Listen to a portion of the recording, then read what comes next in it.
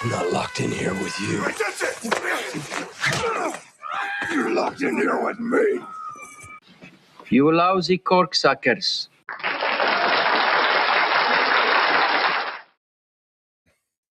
All right. What is it? It's a Tuesday night. Must be the Tuesday Night Radio Baloney Live. I'm your host, Richie Baloney. How's everybody doing out there? And I'm back. I am back from my trip, from my 12-day trip. We actually did a premium-only stream last night, so the people over on YouTube wouldn't have known anything was happening at all unless they checked out my X feed. But did I even put it on there? Probably not. I don't know. I'm bad that way, letting people know things that happened. Yeah. So anyway, I'm back. I am back. And I guess we're just back to normal now.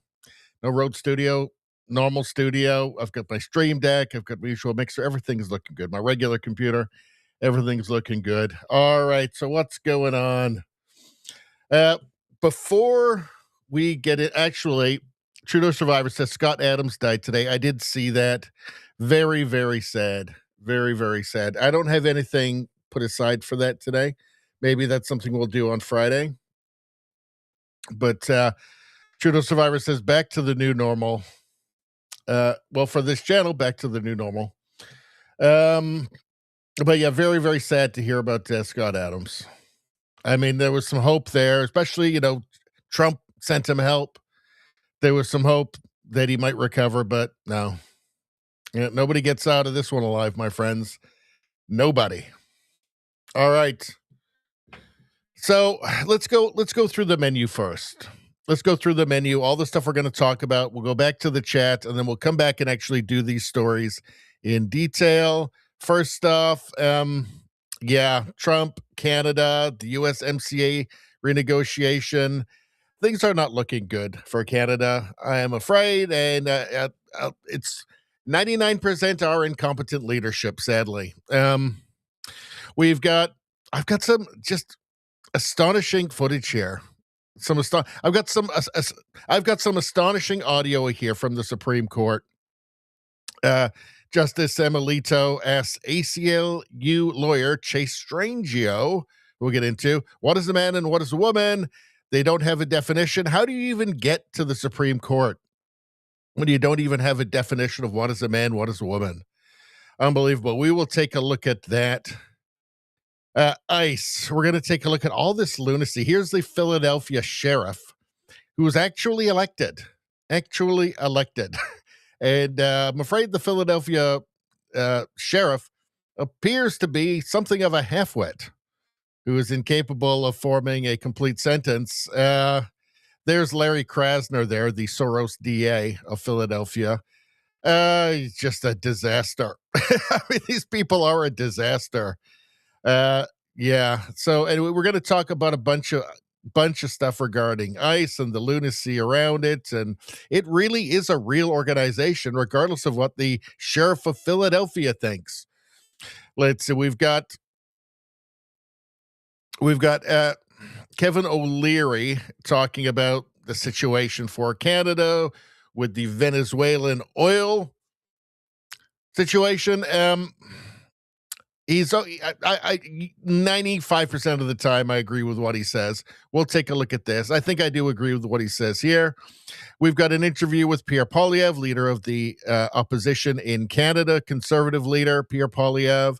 This is a very interesting interview, actually, and we're going to go through it.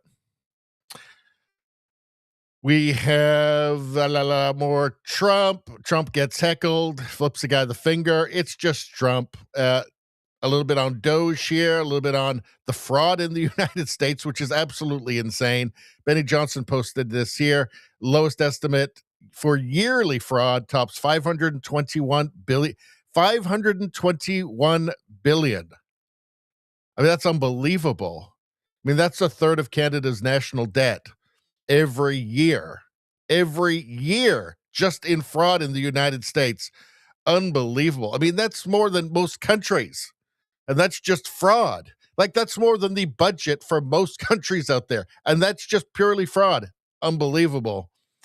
EU, Poland's right-wing president, Karol Nawrocki, just vetoed a bill that would implement the European Union Censorship Digital Services Act. We'll take a little bit of a look at the Digital Services Act.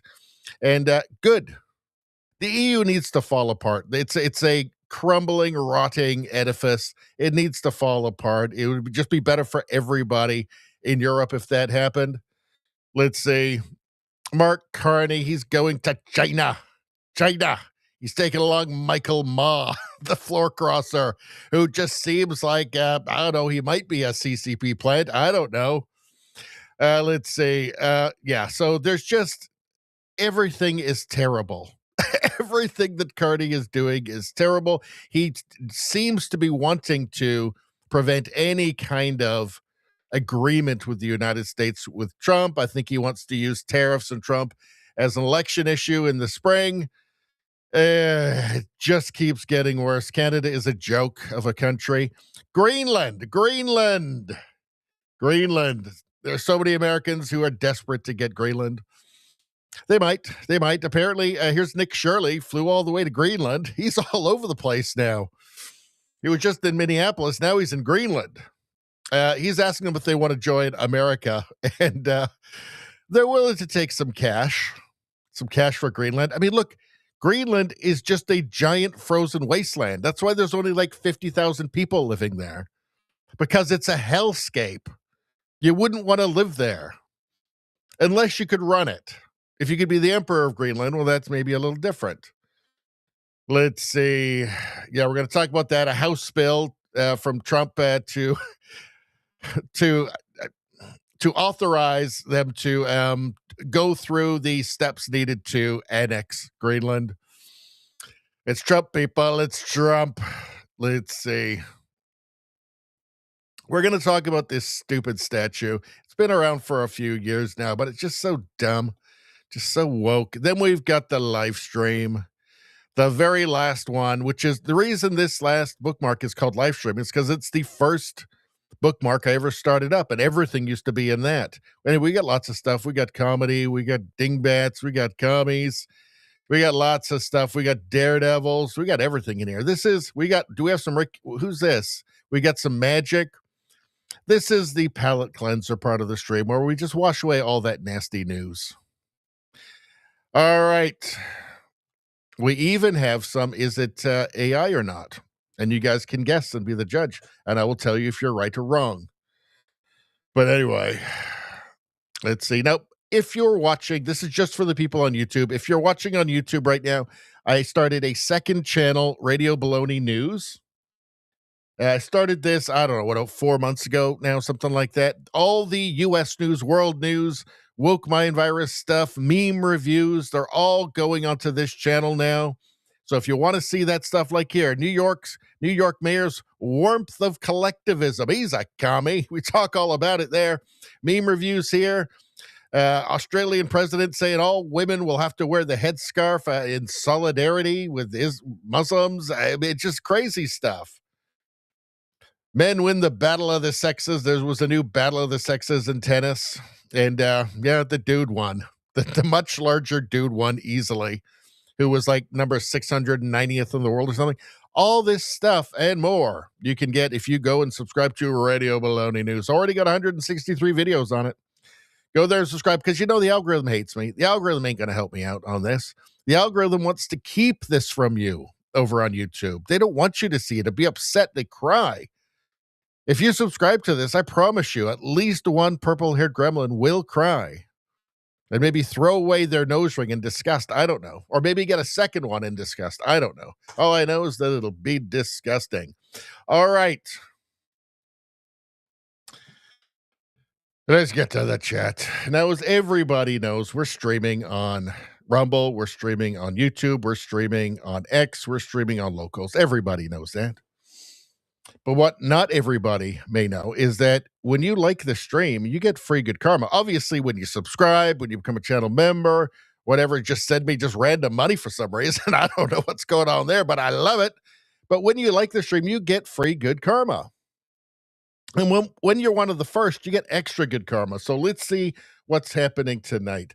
Let's see. Rosie's in there. How you do? Well, let's just do a quick... we got Rosie Trudeau, Survivor, and it was hard.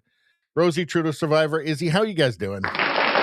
Rosie says she got the second like. So let's see. It's a normal stream night. So I'm going to say that is 6 good karmas. So for second, that would be 5 good karmas. Trudeau Survivor got first. That's 6 good karmas for you. Fantastic stuff. All right. What else you guys saying? Talking about Scott Adams here. It's very sad Scott Adams died. I'm very, very sad about that. He was just a one-of-a-kind, very brave guy. Says, I guess it's good he was able to manage his pain and not opt for assisted suicide. I haven't seen, like, I just saw that he passed away. I don't know any of the details of it.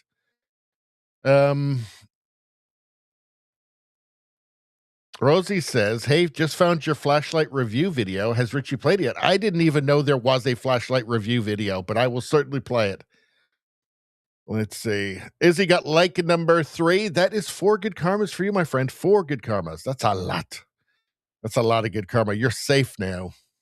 Nothing can harm you. Trudeau Survivor says, the men standing behind the Philadelphia sheriff, her name is Rochelle Bilal, I believe, and she does appear to be a genuine half-wit. Let's see. Interesting body language. Maybe they're embarrassed. I don't know.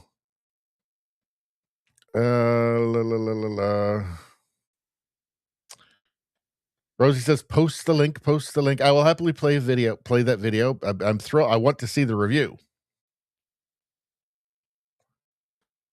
Let's see. Trudeau Survivor says, replace the bull girl with an SUV and ICE agent pointing a gun at. Well, we'll go through the bull statue. Save it for when we get to the stupid. It's been around for a while.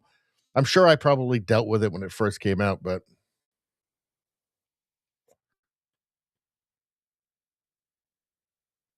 Trudeau Survivor says Scott Adams was talking about how he scheduled an appointment for medical assistance in dying a few months to maybe 6 months ago. Izzy says no, wasn't made for Scott Adams. He died about 30 minutes from his show. He was getting ready, but expected to only listen to guests, as I understand. He just, yeah. I did read his letter that was released on his X profile that I guess, family or must have posted for him, family or friend. And, it's poignant. It's worth reading. All right. Anyway, it's very depressing, very sad. But you know what? He lived the life that he wanted to live. He had a great life. And he was, I believe, 78 at the end there. So, for these days, that's young.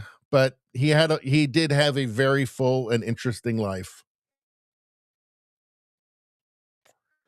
All right. Shall we just do the flashlight comparison now? Let's do it. How long is the video? First off, all right? Because I'm not sure if everybody will be interested in it right now. It might be better for, well, let's see how long it is. How long is it? Okay. So why is it doing that? Hold on. Here.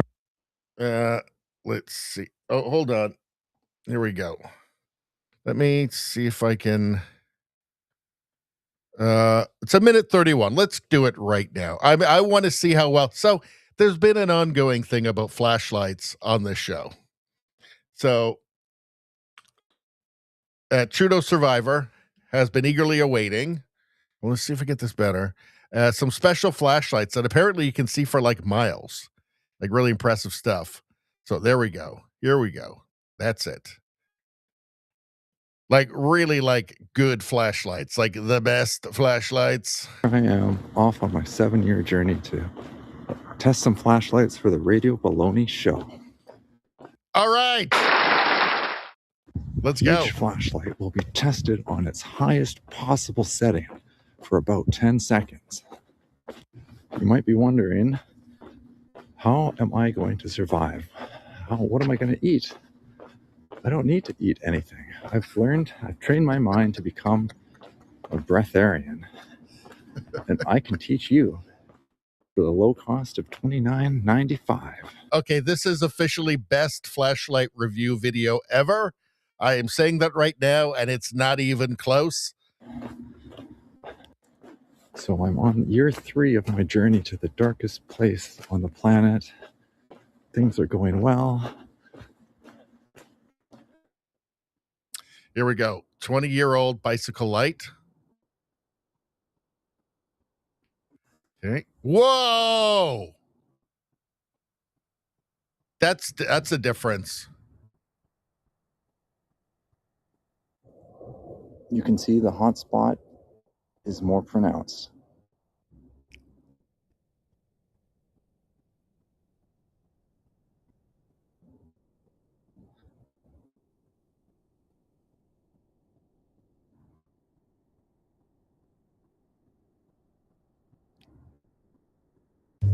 Here are all lights activated at the same time.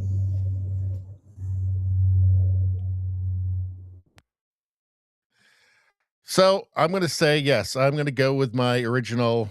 I know many of you won't like what I'm about to say on this stream. Okay, hold on. All right. So I am going to, let me get rid of this and this. So I'm going to go ahead and say best flashlight comparison video of all time. I haven't seen that many of them, but this just blows them out of the water. Beautiful. It absolutely gives you a sense of just how powerful these flashlights are. I am eagerly awaiting and anticipating one that shows the distance, like how far off you can a beam, as like a solid beam can actually go. That's what I would like to see in the next one, which I'm eagerly anticipating and looking forward to seeing. Very nice work, Trudeau Survivor. So obviously, we're all going to need to purchase some of these for the apocalypse. You know it's coming. You know it's coming. You know, so with your dried goods and other stuff and like weird bars that like weigh like 5 pounds, but you could just like eat one of them for a month. We also need the flashlights. And those straws that you can drink out of as well. You can just drink straight out of like a pond. All right.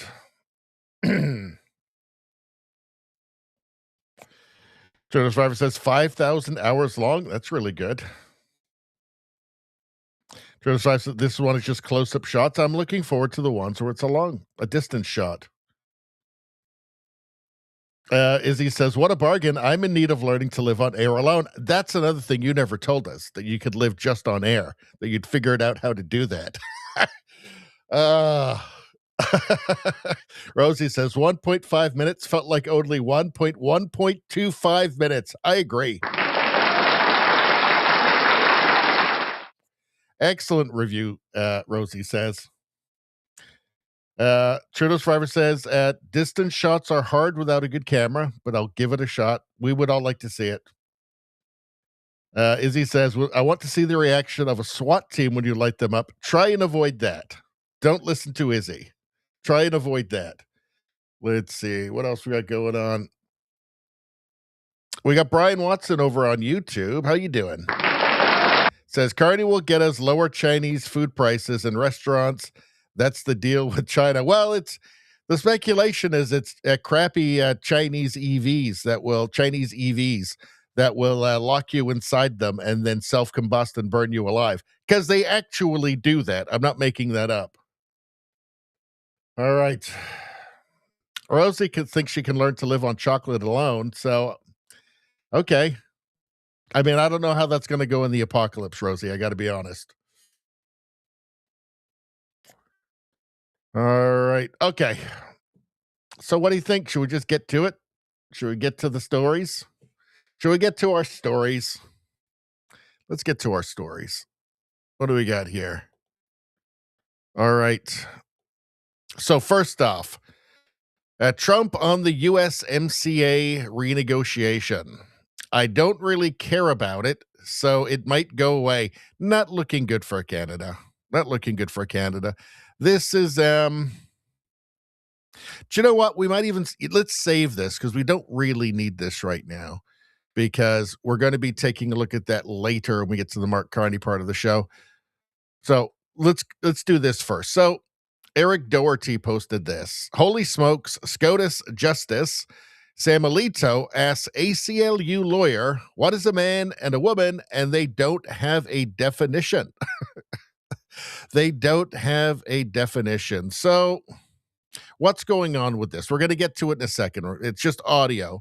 The post highlights a January 13th, 2026 Supreme Court oral argument clip from Hecox versus Little. Hecox versus Little. This is a trans thing? Huh, that's weird.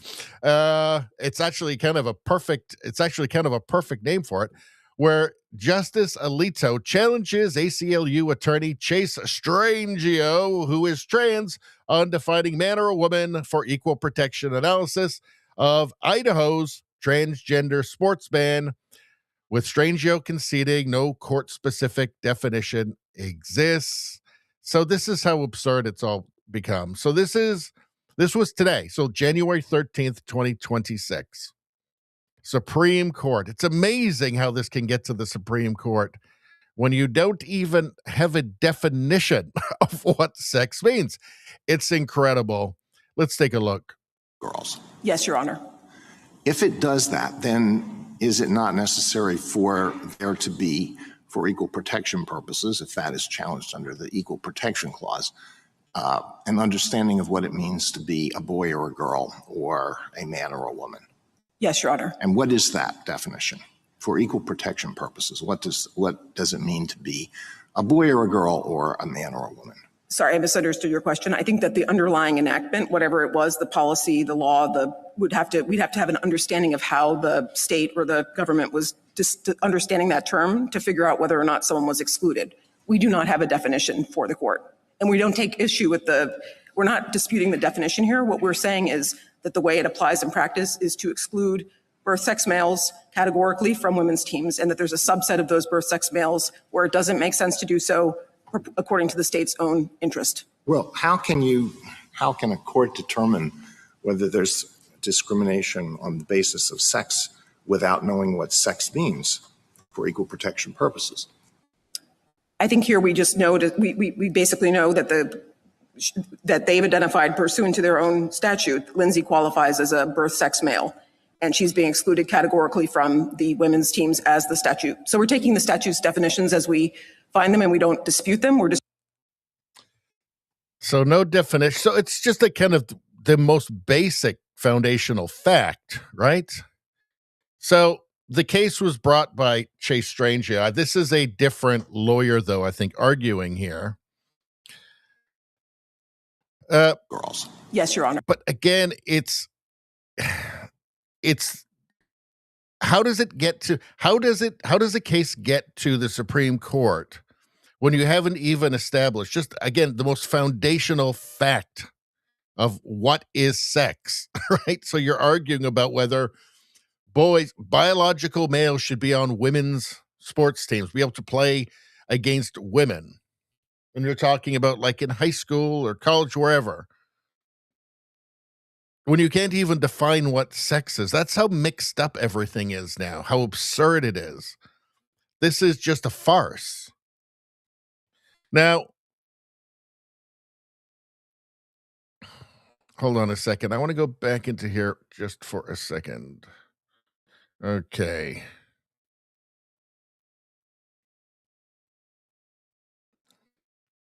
No, I guess that was Chase Strangio. There.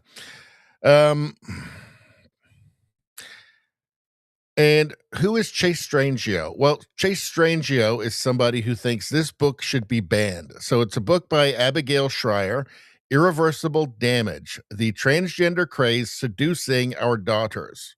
So it talks about the irreversible damage that happens to children.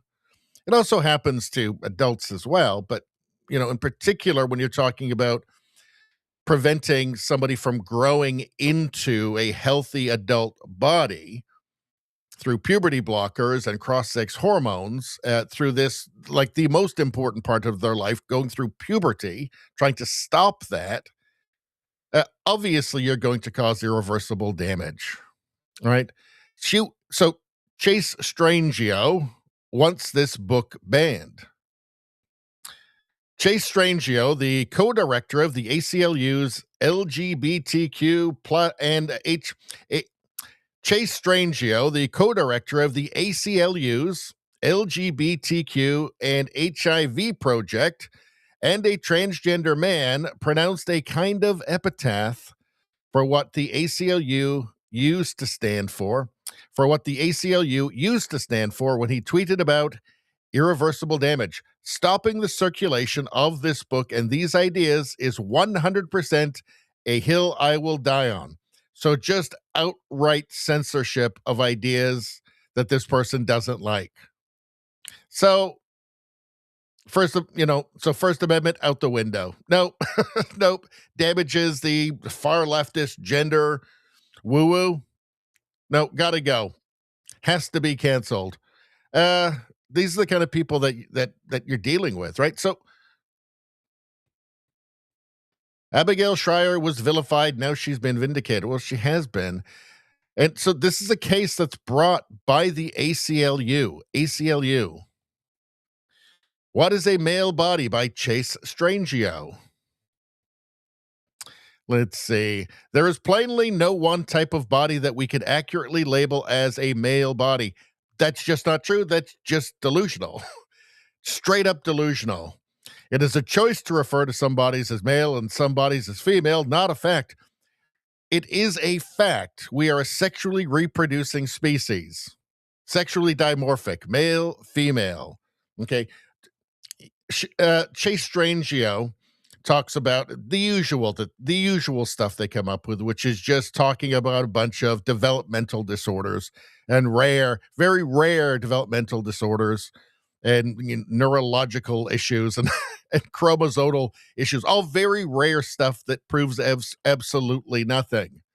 But it's an awful lot of words to say absolutely nothing.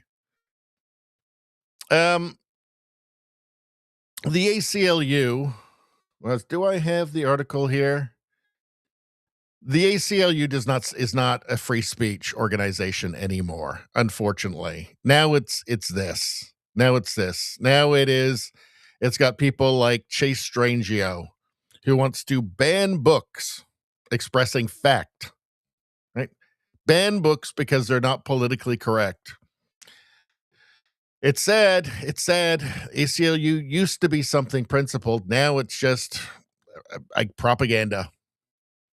All right. What are you guys talking about?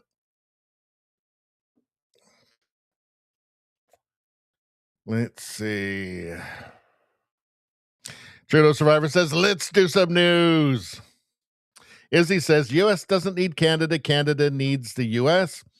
Well, I will say that the U.S. needs Canada a lot, and I mean a lot less than Canada needs the U.S. The U.S. is crucial for Canada. It's irreplaceable, right? There's no amount of doubling our sales of maple syrup to Indonesia that's going to replace, the 87% of our trade that's with the United States. Canada. The U.S., the U.S. could live without Canada, but it would harm the U.S. economy, just not at the level, nowhere near the level of what it would do to Canada.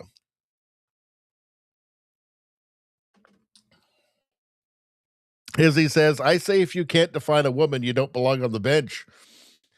Well, I think you're talking about, what's her name? Justice Jackson, Ketanji Jackson Brown. Is that her name? Yeah, I think you're talking about her, who says she has no idea because she's not a biologist. But it is the onus is on the person arguing the case in front of the court to provide an explanation of what the hell they're talking about, right?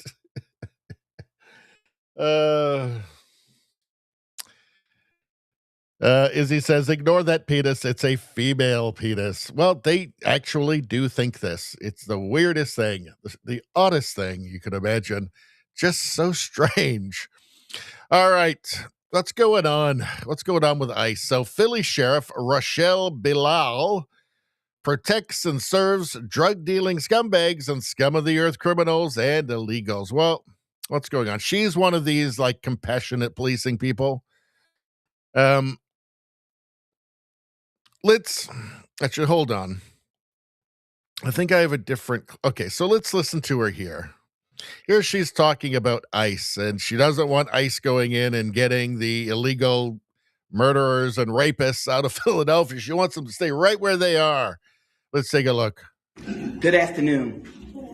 I'm Rochelle Bilal, the sheriff for the city and county of Philadelphia.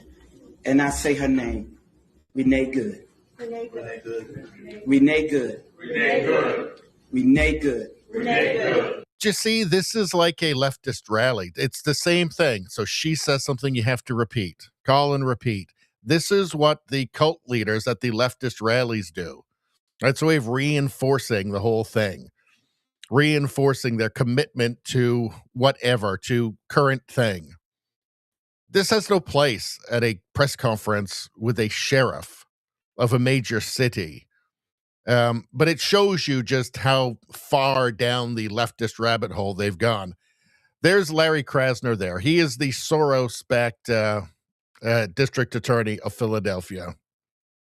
And, of course, he's a commie. This should not have happened, but we're here today. Let know that should not have happened. So, Renee Good. So, do you mean that she shouldn't have tried to evade arrest? Well, for one thing, she shouldn't have been interfering in the duties of federal agents, and then she shouldn't have had to evade them after she'd already committed a felony, then committing another felony, trying to evade and ramming into an ICE agent. Do you mean that shouldn't have happened? I agree, that shouldn't have happened, but I don't think that's what she's talking about. That law enforcement professionals, real ones, not the fake made up ICE, probably trumps a new army. Okay, so the ICE was formed in 2003.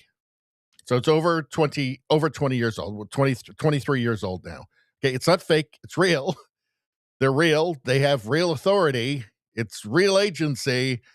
Why is she saying this? Because on the left, you just create your own reality. You just wake up every morning and the past is just a the past is just the past is just what you want it to be.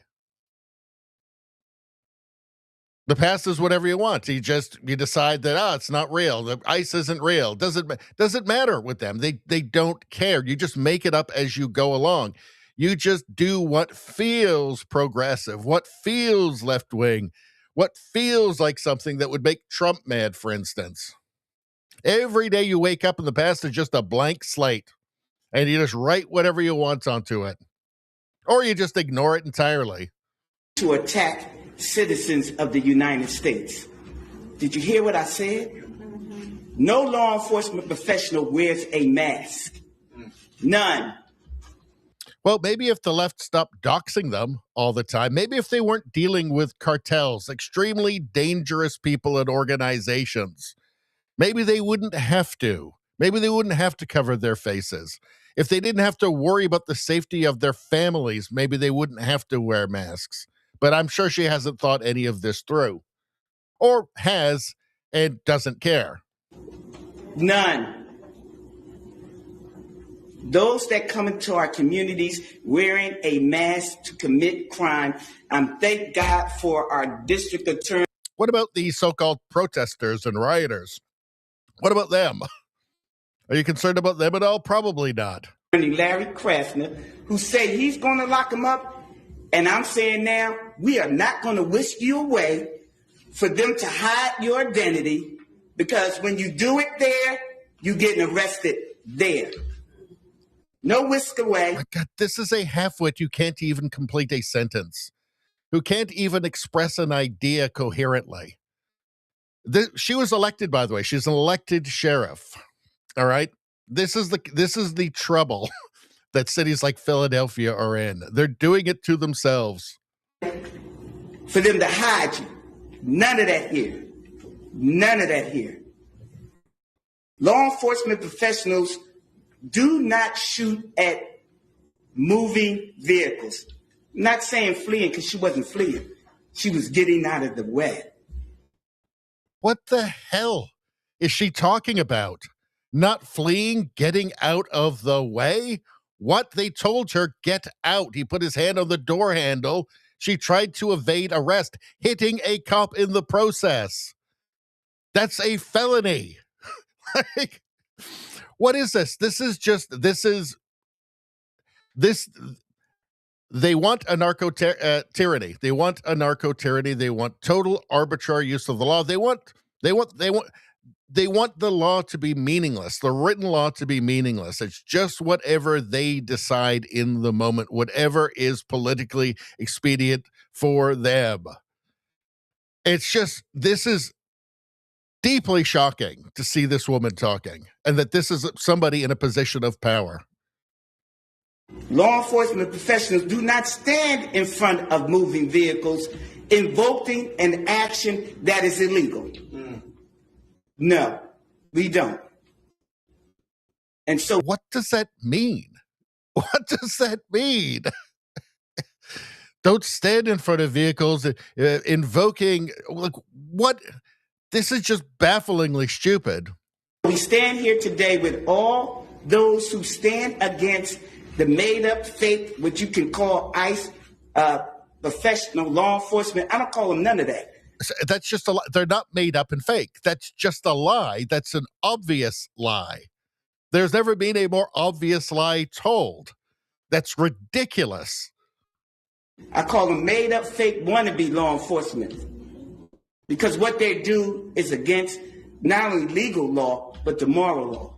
Do you mean enforcing the written immigration law right now, that's on the books right now? They're doing exactly what they're supposed to be doing. In fact, they were doing it under Biden. Not as much. They did it under Obama. They did it a ton under Obama. It's the same laws. What this reveals is that they don't care about the law. They care about power. That's it. So I'm with the DA, and we will work with them. If any of them want to come in this city and commit a crime, you will not be able to hide. Nobody will wish you off. You don't want this smoke, because we will bring it to you.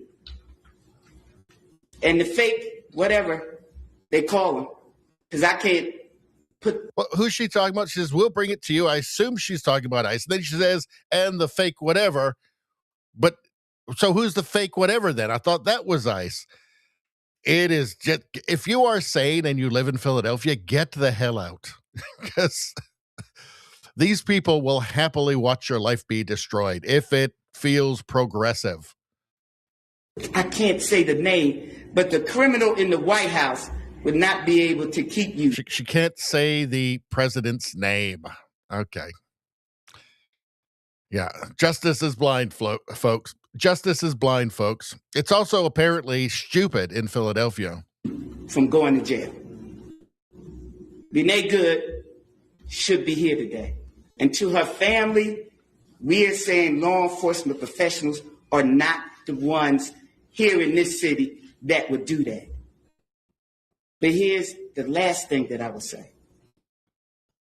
Law enforcement professionals around the country do their job. And we have been fighting for years to build that bridge between us and our communities. You have one negative nutcase that causes this problem, and now we all have to fight again to let people know law enforcement works with communities. These crimes would not be down if we didn't have communities work with us. Thank you. These crimes would not be down if we, like, Philadelphia, do better. Do better. She was elected. Apparently she's the elected sheriff. Good Lord. Baffling how this can happen. How a major city could fall this low. What an embarrassment. Let's see. Philly crime update. Sheriff Rochelle Bilal calls U.S. Congressman racial slur. Suggests she would also break state law. Huh, well, that's interesting. Let's take a look at this. I'm up all masked up. You're going to try to open up my car and pull me out, and I ain't got nothing to do with what you're doing? I'd have took off too. She took off because she was scared. We've already established she was not scared. I've shown you the video of her. She is smiling. She does not look scared at all. She's clearly not scared. Her wife screams, "Run or drive, baby, drive." Right before she does. She's not, she was clearly from the video, from that moment, not scared. This is a sheriff. This is a law enforcement officer. It's just shocking. And then this nutcase talking about you're going to respect law enforcement. Hell, they don't respect law enforcement. January the 6th, they was trying to kill. Oh, there you go. January the 6th. What does that have to do with this? And they were not trying to kill officers. No officers were killed on that day. She probably thinks that there were because she's just an idiot, obviously. The law enforcement professionals up there at the White House, they was trying to kill him. So you talking about respect law enforcement? You should respect them then on January the 6th. See, he don't even know what he's talking about. But if you bucking for a job and you keep being a handkerchief head Negro, exactly what you're doing, then go ahead and do that. Go over there and get a job over there. And because you're black, he ain't going to give you one either. So you might as well just stay where you are and just get out of the way with the... My God. My God. What an embarrassment. Good Lord. What an embarrassment. Now she's basically calling somebody an Uncle Tom. I mean, she can barely express her thoughts. How does this person become a sheriff? How does this person end up having any power over anybody? Well, and again, it's not even DEI because she was apparently elected. Let's see. This is the leader of the office of the sheriff for the city and county of Philadelphia. Good luck, Philly. Because we will bring it to you. Yeah, we've seen it. Yeah, good luck, Philly, though. Wow. She wants to arrest ICE officers. That's not going to go well for her. I think she's more likely to get arrested. Let's see. Breaking Representative Andy Fine demands the arrest of Philadelphia Sheriff Rochelle Bilal after she threatened to detain ICE agents and labeled them fake law enforcement. All right, let's take a look. Good afternoon. Okay, hold on. I thought there was video of him doing that. All right. Let's see. So here's a different take on things on ICE. Eric Doherty posted this. Florida Sheriff Grady Judd just went nuclear on Tim Walz, Jacob Frey, and the left in Minneapolis. Well, let's see what he has to say. And now this is Florida, so it's going to definitely be a different take. Let's do this. Let's send out the message loud and clear. And it should start with the mayor, the police chief, the local sheriff, and the governor of Minnesota. Cooperate with law enforcement officers. Don't resist them. Don't violently resist them. If you do violently resist them, if you do felonious assaults with 2-ton weapons, expect to be shot. Hello, everyone. Sheriff Grady Judd here. Yeah, like a car is a weapon. It can be used as a weapon, a deadly weapon. I've been asked by media outlets and several people to comment on the event that occurred in Minneapolis yesterday. Let me make one thing abundantly clear. You have to be accountable for your conduct. And that starts with the mayor. Did you hear his filthy talk? Did you hear his filthy, uninformed talk yesterday to the people not only of the city and the state, but across the nation? Shame on you. That's lack of professionalism. Now let's look at the event. The investigation's not complete. I am giving you context on the video clip that I saw. Law enforcement officers, federal law enforcement officers, ICE agents, were trying to take the occupant of the car out of the vehicle. During this encounter, the vehicle backed up and then drove directly at the ICE agent. That is a deadly weapon, a 2-ton deadly weapon. So what did the occupant expect? They should have expected to be shot when you commit a deadly assault on a law enforcement officer. So let's do this. Let's send out the message loud and clear. And it should start with the mayor, the police chief, the local sheriff, and the governor of Minnesota. Cooperate with law enforcement officers. Don't resist them. Don't violently resist them. If you do violently resist them, if you do felonious assaults with 2-ton weapons, expect to be shot. See, this is just reality grounded in like common sense, right? Or this is common sense grounded in reality. Now, the problem that the Western world faces is that you have people like this who just decide, well, ICE isn't real.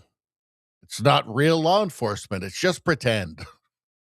According to her, it's just pretend. Not really, it's fake, phony, whatever, right? Now, that's not true. That's just demonstrably false. ICE is a real law enforcement organization founded in 2003. So it's just false, but it doesn't matter to her or to, across the Western world. There's a portion of the population, which is frighteningly large, that doesn't care. They'll just say, oh yeah, well, they're not real then. It doesn't work for us, them being real law enforcement and actually having the authority to do things. So we'll just pretend they're not. Or they'll say, well, they don't have the authority to do traffic stops. They'll pretend that what happened with Renee Good was a traffic stop. They didn't pull her over for speeding, right? She was blocking them. She was blocking them in their duties, right? Not a traffic stop, but they'll just say, well, it was a traffic stop, so they're not supposed to do traffic stops. They weren't checking to see that she had her seatbelt on, right? She was interfering with them. But they will just say, well, traffic stop. They don't care. Reality is nothing to them. These are people who don't believe in objective reality anyway. That's the maddening thing. And when I say it's like, I'm not saying every single person who votes like Democrat in the States or Labor in the UK or the Liberal Party in Canada is this. I'm saying there is a portion of those people that are not concerned with reality. They're just concerned with a narrative. That's it. And fashion. And just, doing things and saying things and believing things that will be acceptable within their own bubble. And when I say that these people are like aliens from another planet, like you can't expect them, to, let's go back here, this sheriff here. Everything he said here is just totally realistic, pragmatic, common sense, grounded in reality. This will have no effect on that portion of the population that doesn't care about reality, right? And that's why it seems like, that's why it's almost disturbing talking to these people. And we've all talked to them before. These people that don't care about reality. There's something very disturbing about it and weird and kind of uncanny valley about it. And you have to understand, because they might as well be from a different planet. They don't think the same as you. They're just making it up as they go along all the time, every second of the day. They simply can't be reasoned with. Let's continue. So Elon Musk reposted this from Defiant L's. He says, same professional protester found at 100 different protests. So referring to this video here from Defiant L's. Let's take a look.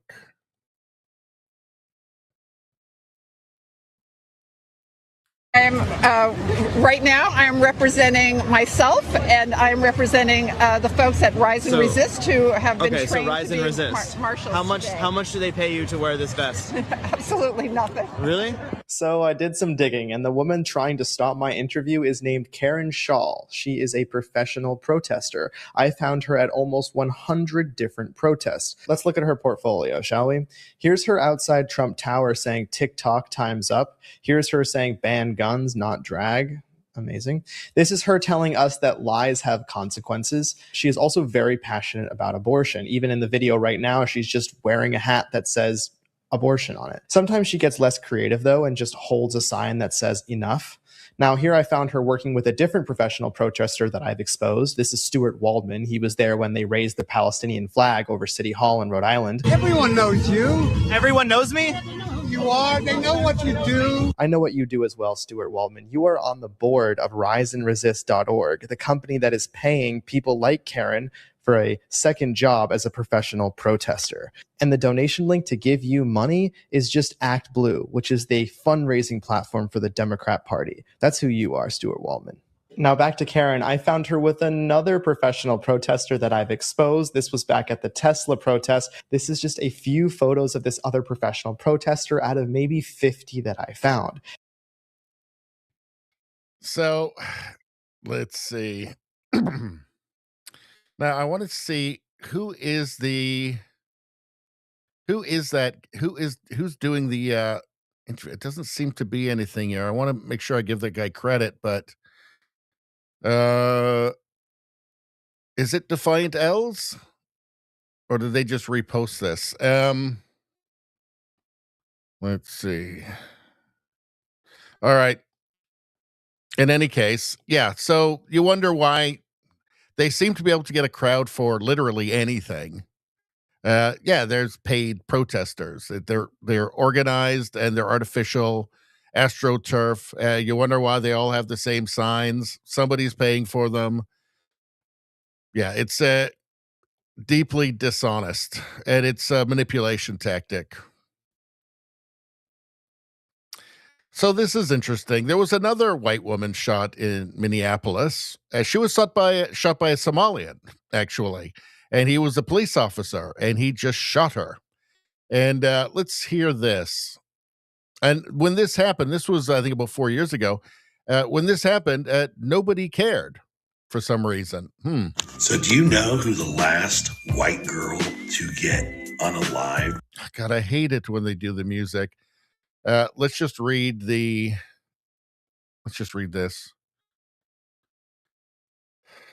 Before Renee Good. Well, I remember her. The first Somali police officer in the entire United States that they were convicted of murder, and it was later overturned by the Minnesota Supreme Court, and he only served a couple of years. Yeah. So she had called the police, and when she was walking towards the police, he just shot her dead. So no protests over that, by the way. No protests.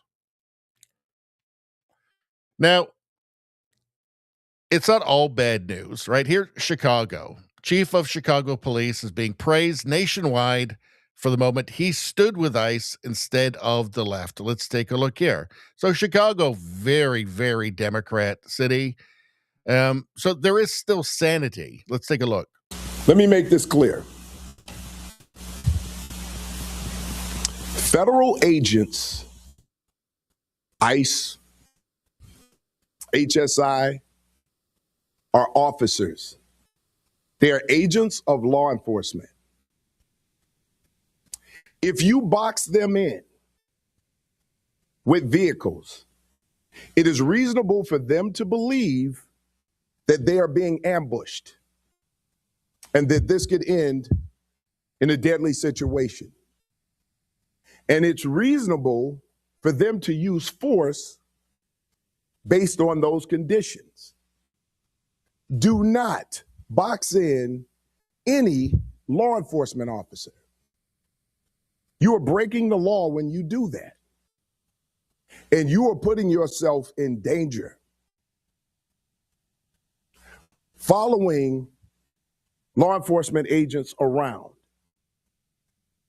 The question is why? What do you plan on doing?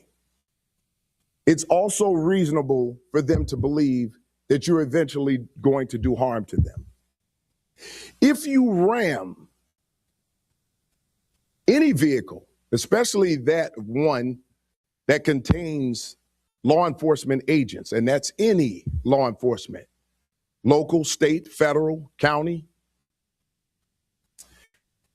and you do this intentionally, this is considered deadly force. Deadly force is anything that can cause great bodily harm or death. When you plow into a vehicle that contains law enforcement agents, you're using deadly force. And they can use deadly force in response to stop you. We need to be clear about these laws. We cannot become a society where we just decide to take everything in our own hands and start to commit crimes against law enforcement. It is a crime. You may not like what they're doing. I can understand that there's a lot of emotions out there, but that does not mean that you get to commit a crime, especially one that could lead to deadly force. We need to keep everyone safe.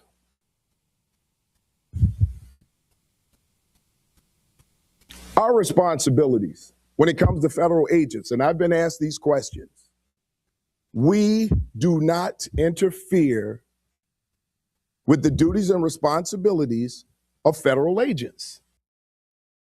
The problem for a lot of these people like that Renee Good is that it looks like LARPing, live action role play. They don't really like Renee Good. You see the video of her in the car smiling, right? She doesn't seem to be taking it very seriously at all. Is this a product of the actually extremely privileged place that women have in Western society, where they just feel like they're protected all the time, regardless of what they say?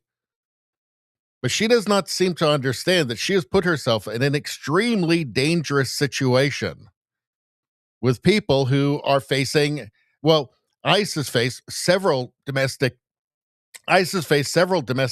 terrorist attacks. One agent was shot. They have been shot at.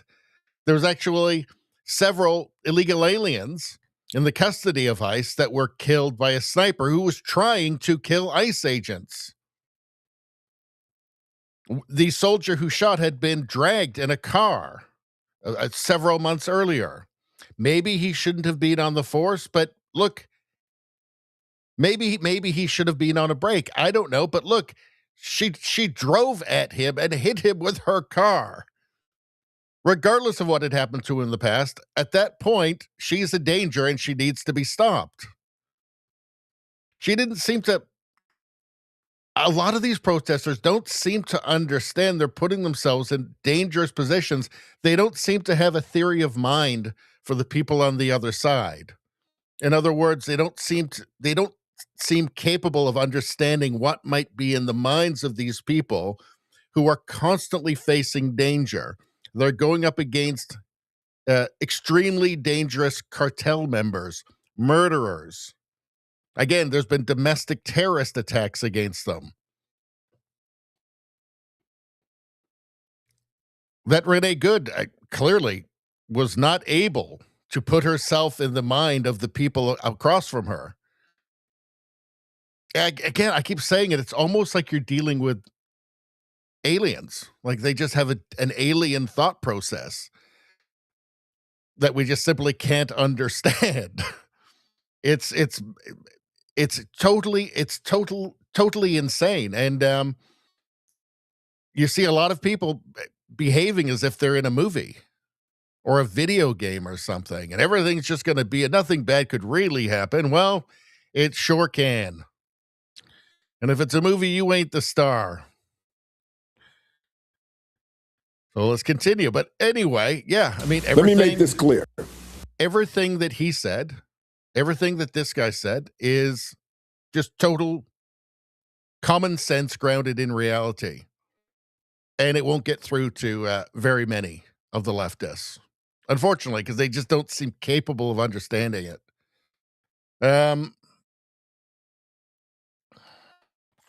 They're dealing with just this nonsense constantly. Anti-ICE protester in Tennessee reportedly claimed he was run over by Tennessee Highway Patrol. Here is the dash cam footage. This is from Libs of TikTok. Let's take a look. Move! Get out of my way! Get out of my way! Move! Move! Move! Move! Move! Move! Get out! Come here! But so after that, he pretended he'd been run over. Good Lord.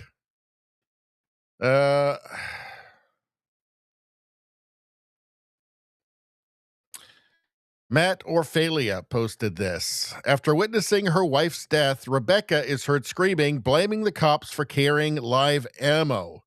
Why do you have real bullets? These people are not in the same world as everybody else, as sane people. Why don't you have real bullets?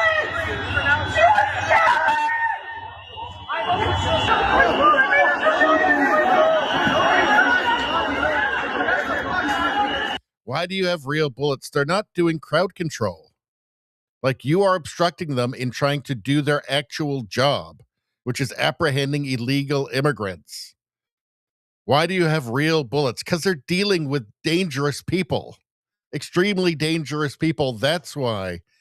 But why would you think that they wouldn't? Like, they're not riot cops. Like, they're not in the same world. This is why it's so difficult to understand their reasoning and their motivation, and why it's impossible to talk to these people. They're in a different world entirely. Eternal Memory TV says, this is remarkably sad, but it illuminates a central component of the liberal female zeitgeist: ignorance of consequences, especially violence. Renee probably wasn't trying to kill the ICE officer, although we don't know that. She thought the unconditional backing of the leftist political apparatus would safeguard her legally. She was indoctrinated. She thought she could give the officer a little scare, teach him a lesson. Maybe she'd clip him a bit, but it wouldn't hurt. She'd never been hit before. She doesn't know it hurts to get hit. A painful lesson for many. But I think as well, it like, they don't seem to be able to form a theory of mind for the people across from them. If you could, you would not put yourself in that situation. Let's see. Do we have anything else here? All right. So that's that. Maybe we'll get to the chat. We're getting on to Kevin O'Leary next. But first, let's go back to the chat. All right. What's going on? Hold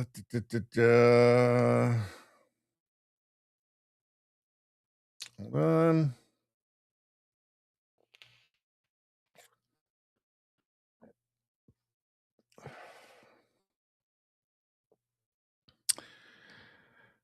Trudeau Survivor says, I saw someone write that Renee Good would put out cigarettes on her children's arms, but I didn't confirm it. I haven't seen that. So I don't know anything about that. Let's see. Trudeau Survivor says, Sheriff Yolanda was definitely wearing a mask every day during COVID. You see, it's just whatever suits them in the moment. They're disconnected from reality, right? Or truth.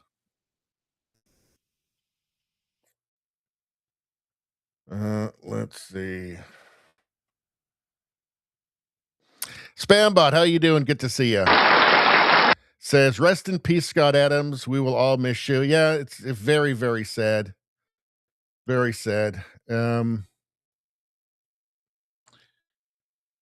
Let's see.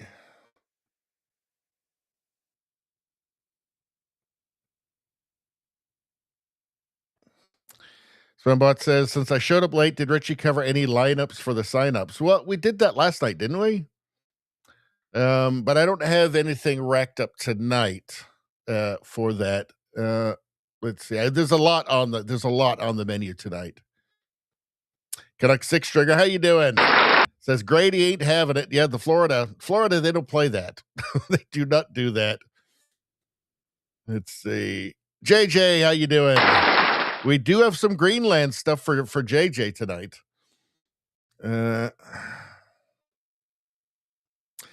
Izzy says their truth is double good true. You're talking 1984 now. Fact is just one word, true enough. Ben Bankus on topic. Well, let's do that stuff at the end because I got a lot going on. Listen, you guys, I started preparing for this stream at 2:00. We went live at 4. And it took me like an hour and a half just to get through all the stuff you guys sent to X, which I couldn't even get through all of it because I got to watch them all and stuff, and it takes a long time. I've been preparing this since 2:00, 4 hours before the stream. So just let me do my stories. We'll get to the links later. Let's see. Macross, how you doing? Says Link Monkey. I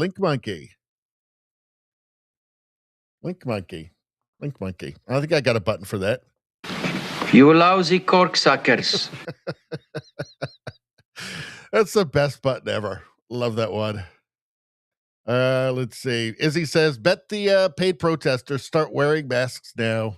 Well, they are wearing masks. Lots of them are wearing masks, right? But they just ignore that because it's not convenient.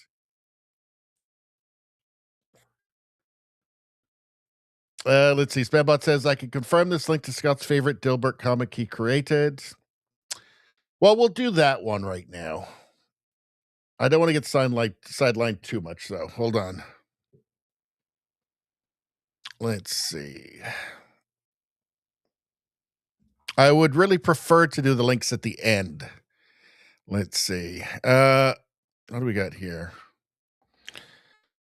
According to Business Insider, this was Scott Adams' favorite Dilbert of all time. All right, well, let's take a look. Let's see. My boss says we need some eunuch programmers. I think he means eunuchs, not eunuchs. And I already know eunuchs. If the company nurse drops by, tell her I said, never mind.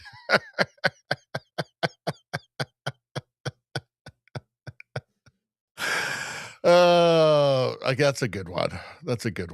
All right. That was a good one. Let's see. Let's see.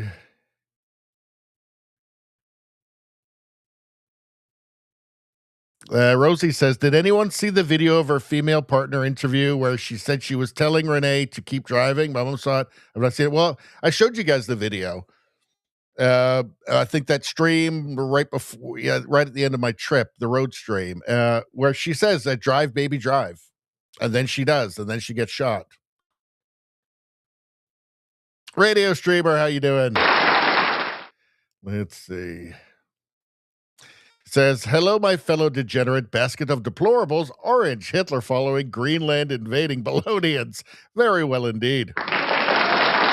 Very well indeed. Now, a beautiful thing has just happened.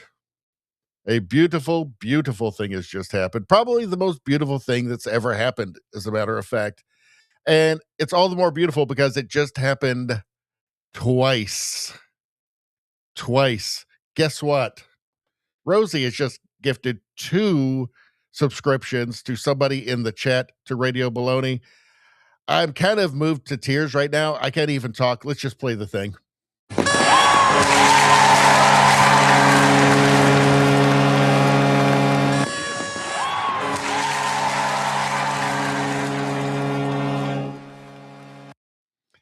We've got a literal double best person ever. So best person ever times 2. That would be Rosie. Now, I know you all have your heroes, your historical heroes, people right now, contemporary heroes, people you think are great.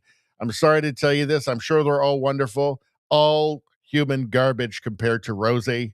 Rosie is clearly the best person ever. 2 gifted subscriptions right here. 1 to at Trudeau Survivor, 1 to Nevada. I mean, come on, people. Come on.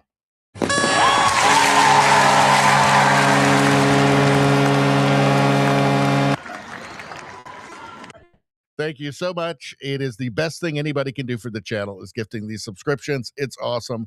Thank you so much, Rosie. All right. Let's see. Let's get back into the chat here. Izzy says we have some major mental health issues in the West. It has gotten to the point now, unfortunately, I'm like, it doesn't seem that long ago where the left and the right, there was so much overlap that it was okay. Right? Like people could have different politics because there were still lots of things they agree on.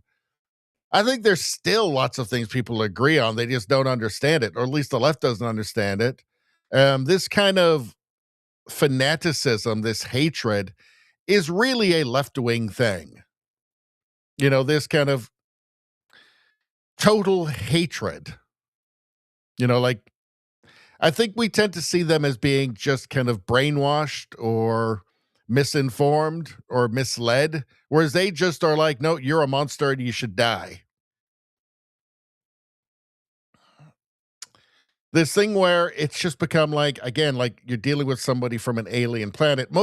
I'd say what my beliefs, most of my beliefs and most of your beliefs, in fact, probably almost 100% at least anyway, 20 years ago, most leftists would have thought there was nothing controversial about them at all. It was not controversial 20, 30 years ago to say child sex changes is crazy. You know, that's crazy. Like there's something wrong there, right? These were things we could all agree on not that long ago. Spambot says there was a petition talking about the Alberta independence referendum. Signing in Millet last night. Line was around the block. Be interesting to see what the numbers actually are. Population of Millet, 1,518. Number of folks signing last night, 1,133. So that's rural, though. So, but yeah, I mean, I think people will be surprised by how large the number is when it does come out. Let's see. Radio Streamer says, hello, dear leader. We are working on communication for Greenland's invasion. Trump's pretty serious about getting it. I mean, look, Nevada, you guys, if you want Greenland, you're going to have to move fast because Trump's got his heart set on it. Let's see. Rosie says, guess they thought rubber bullets are normal after J6. Like, it's just weird. Why are you using real bullets? Why wouldn't they be? It's insane. Insane. Let's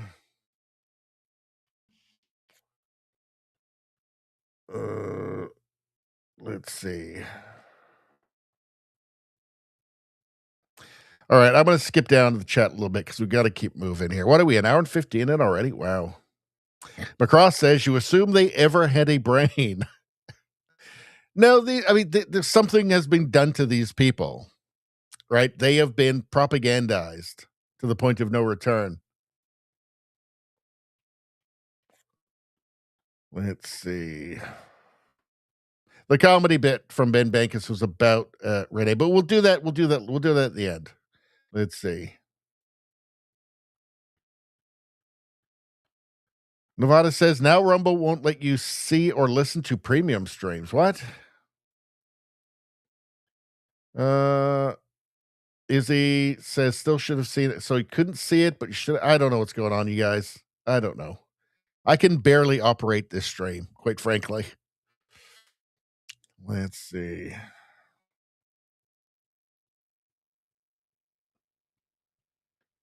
All right. Let's move on. What do we got next? So, Kevin O'Leary. Venezuelan heavy oil is back, and yes, it's hammering Canadian bitumen prices. Now, in terms of actually getting access to, the maximal amount of it, it's going to take a while because the infrastructure in Venezuela is in a shambles. And I think they're producing like 25% of what they should be able to do. But it's definitely going to have an effect. Although being able to actually extract it is going to, the maximal amount is going to take years. It's not going to happen tomorrow. But let's take a look here. So he does these interviews and then he films it himself and shows that he's just wearing like pajamas underneath his, which is funny. I like that. Venezuela's oil, I believe it poses a challenge to Canada's oil export. Now, you're a Canadian. What impact does this have on trade talks between the U.S. and Ottawa? You're right. It's having a major impact in the Canadian political scene. What's happening to Carney, the honeymoon period is ending now. We've had a 10-year economic coma under the previous administration, the Trudeau idiot king, where no permits were granted for pipelines. And so there was no diversification of where the bitumen, which is a heavy oil product, could get to market except down to Cushing, where it's processed. Now, we have a situation where the Venezuelan oil, which is also very heavy, is going to be coming to compete. So the Canadian price of bitumen hit new lows last week, and Carney's under pressure to permit a new pipeline that would diversify sources that could purchase this oil. Asian markets, for example, European markets. He's really getting his head squeezed now on this one. And that's probably a good thing, because at the end of the day, he was brought in after they kicked out the idiot king to move this ahead, because the Canadian GDP has collapsed and debt per capita is very high. The Venezuelan oil, however, here's my prediction. It's going into the strategic reserve. It will not be processed in Texas, where there are some heavy oil refineries. It will go straight into one of the 7 salt caves. It won't be mixed with the light oil. It'll be just put there to top up the strategic reserve. And by the way, in historic times, the last 20 years, much of that Venezuelan heavy has ended up in the strategic reserves, which could use some topping up. So that's where we're at. You got the head squeezer up north, and you got new source supply for the strategic reserve. And then what happens to Venezuela and the meeting today at the White House, that's jump ball. The most entrepreneurial oil executive there is Harold Hamm. Yeah. Rumor has it in the PE markets, he's walking to the White House with $2 billion cash in hand to start the negotiations for asset claims in Venezuela. That's just fascinating. Yeah, I mean, the U.S. is going to keep buying Canadian oil, and there's still the global oil market, right, for Venezuelan oil. And yeah, I mean, it's and again, to build up the rebuild the infrastructure to where it should be, is still going to take years. But this is going to be a challenge for Canada. Now, O'Leary there said that the honeymoon for Carney is over.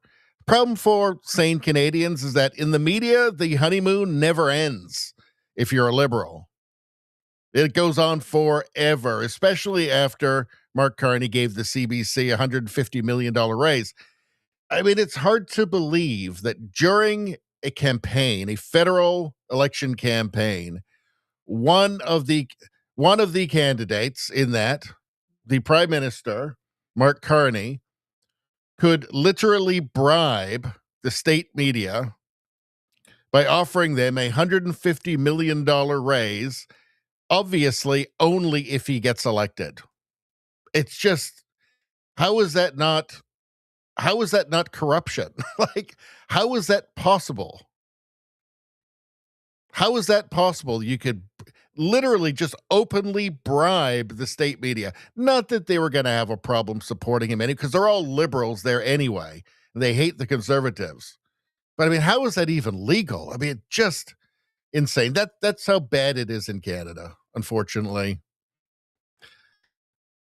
All right, we're going to move on from that. We're going to go to a Pierre Poilievre interview here. Let's go back to the chat for a second, though. So I think I saw something about fermented bird in Greenland. Let's see.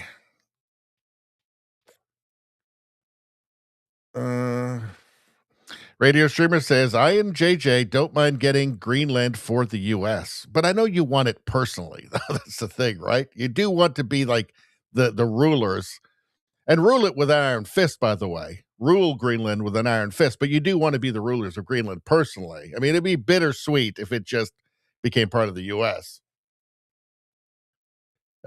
Streamer says, so long as we get historic plaques noting our work. Well, that would be a bit of a sweetener. Sure.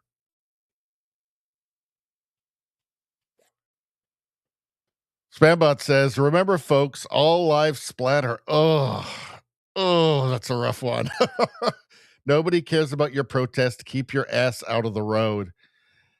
You know, the thing about blocking regular people, I said this before, I will always believe this, is if you've got like a mother with her kids in the back and a bunch of protesters surround the car, just some woman trying to get her kids to the doctor or to school or something or wherever, just go home. And a bunch of protesters surround the car and start banging on it, as we've seen a ton of that from leftists over the last like 5 years, 6 years.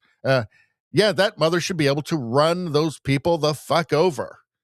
Absolutely. In fact, anybody should be able to. You know, sorry, but no, you shouldn't be able to just terrorize people.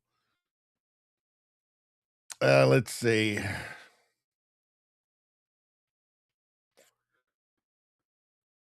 Radio Streamer says, I still want to try the fermented bird at least once. Well, what he's talking about is the traditional Greenlandish Christmas feast, which is dead bird wrapped in sealskin, buried for 3 months, and then eaten once decomposed, which sounds a lot worse than turkey with stuffing, Brussels sprouts, some roast potatoes. Way grosser than that. Let's see.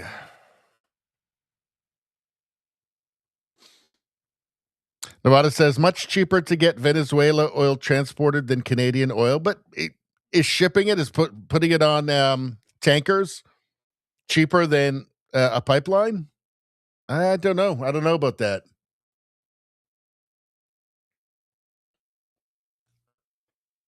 All right. Let's move on. Let's go to Poilievre here. All right. So, CBC Watcher posted this clip here and is saying it's a must watch. Poilievre with Shane Parrish. And he is, of course, talking about bureaucracy because, he recognizes that the insane level of bureaucracy in Canada, the public sector has been increased by 40%, was increased by 40% by the Liberals, mostly Trudeau, over the last 10 years. Although there are some promises from Carney to reduce it slightly. Although I think when it all is said and done, we'll see that the public sector has grown even more. But that's all bureaucracy. Of course, as a conservative, Poilievre knows that this is just going to be counterproductive for the economy, just more red tape. And he's also asked about the media's role in all of this. Let's take a listen. The reason that they get away with it is because it's so damn complicated. How all these government programs in Ottawa, they have good names and flashy PR programs, but no one in the real world has time to figure out even what they do. And so, we're dumping tens of billions of dollars into all kinds of programs that have nice names, like Build Canada Homes, which doesn't build any homes, or yet another defense procurement agency, which can't figure out how to buy anything for our military. But because the average welder or small businessman is too busy feeding his kids, building a business, paying his taxes, and he can't decipher it all, he ends up paying for it and getting nothing in return. And that's not just the case when it comes to First Nations programming. It's the case with all the programming. And I don't blame the people, the grassroots people, either in First Nations or other communities. I blame this bureaucratic and political industrial complex in Ottawa. What role does media play in that? Well, it should be to hold the government accountable. Unfortunately, our media seems to think that their job is to hold the people accountable to the government rather than the government accountable to the people. But, well, just on that note, let's see. Here's from 2022, January 30th, 2022. Canadian news host slammed for suggesting Russia behind massive freedom truck protest. Critics slammed the remarks as liberals having one beat, Russia, Russia, Russia. That's right, on the CBC. Thrown out there, well, maybe it's Putin. Putin's probably behind it, right? Working against the people, he said. Here's the front page of the Toronto Star, August 26, 2021. If an unvaccinated person catches it from someone who is vaccinated, boo-hoo, too bad. I have no empathy left for the willfully unvaccinated. Let them die. They decided to post the most evil and anti-human comments from the public, letters to the editor on their front page. They knew exactly what they were doing there. Exactly. The Toronto Star, lots of money in subsidies from the Liberals for them. What do we have here? Rosemary Barton. Now, she's supposed to be the top political person in Canada. Rosemary Barton on the CBC. CBC corrects Barton's mistake on Indigenous residential school graves. The incident spotlighted a feud with Rebel News. Yes, that's because an independent journalist, in fact, independent journalists were asking serious questions about, like, for instance, the unmarked graves hoax, which is, I think, the greatest media hoax in Canadian history. A statement by and this is from the Western Standard, a statement by CBC journalist Rosemary Barton claiming, quote, remains of Indigenous children were found at former residential school sites has ignited a firestorm of criticism, leading to a rare correction from the state broadcaster. So she said this the night of the French debate in the last election. And she was clearly very unhappy that journalists from places like Rebel News were allowed to ask questions at the press conferences afterwards. And she made this insane statement, whether she really believed it to be true or she's just so uninformed, she just has no idea. She really did think that was true. I don't know.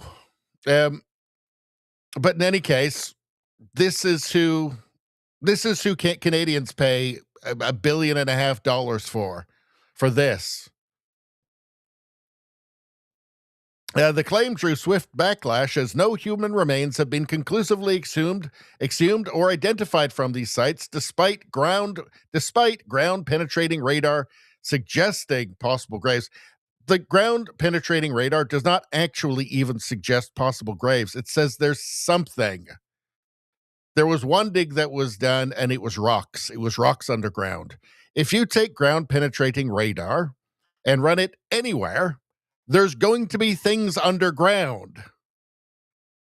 This whole thing was a giant hoax perpetrated on the Canadian public by politicians like Justin Trudeau, by fake archaeologists, and by the media and people like Rosemary Barton. And CBC actually had to issue a correction on that because it just simply wasn't true. Let's see. From the National Post, 2022. This is around the Freedom Convoy again. Rex Murphy. Will anyone apologize for falsely accusing truckers of attempted arson in Ottawa? The attempt to burn down an apartment building in Ottawa, which was so widely and wildly heralded during the Freedom Convoy protest, had nothing to do with the truckers. Yes, much like Rosemary Barton's claim about the unmarked graves, you can issue corrections after nobody sees them, right?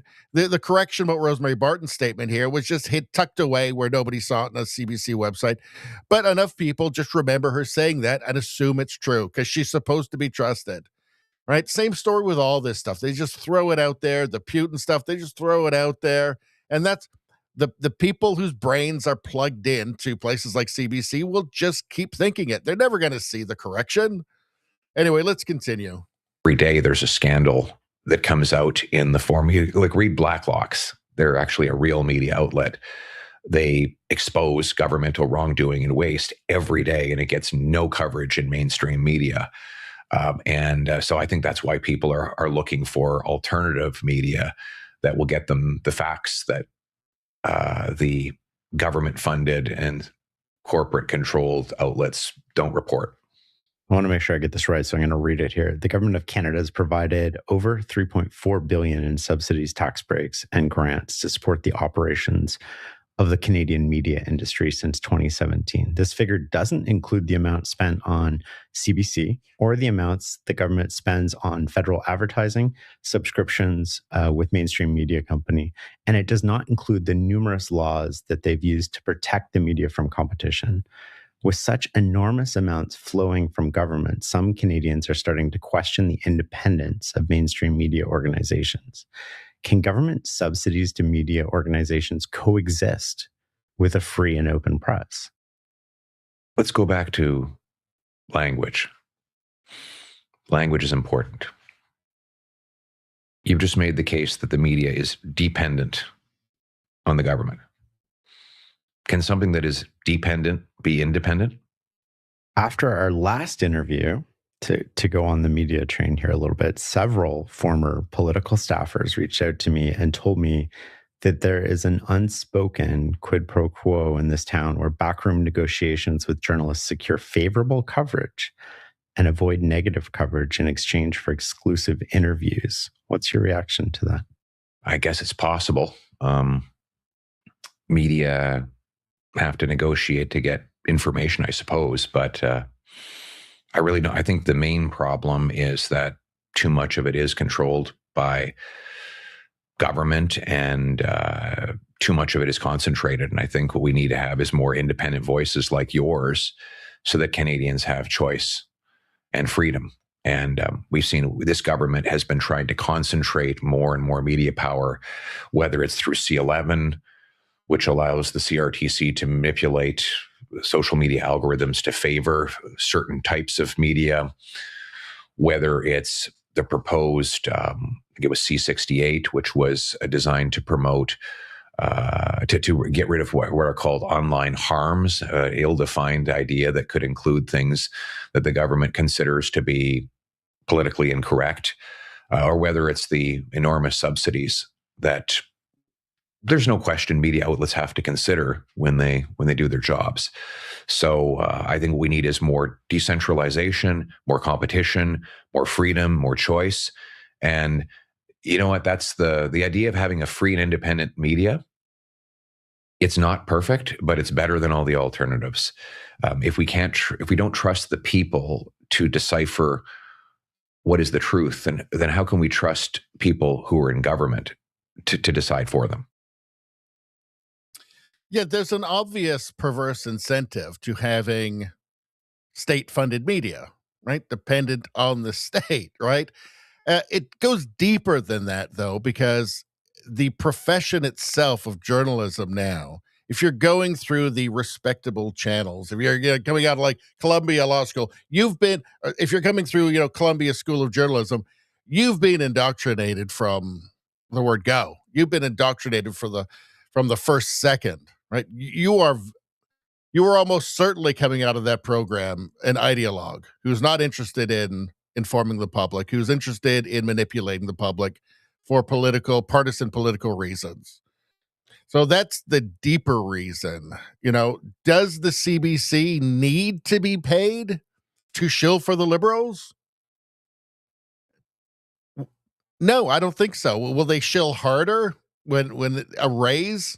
When extra money is dangled in front of them, I'm sure they will shill harder for that. But they don't really need to.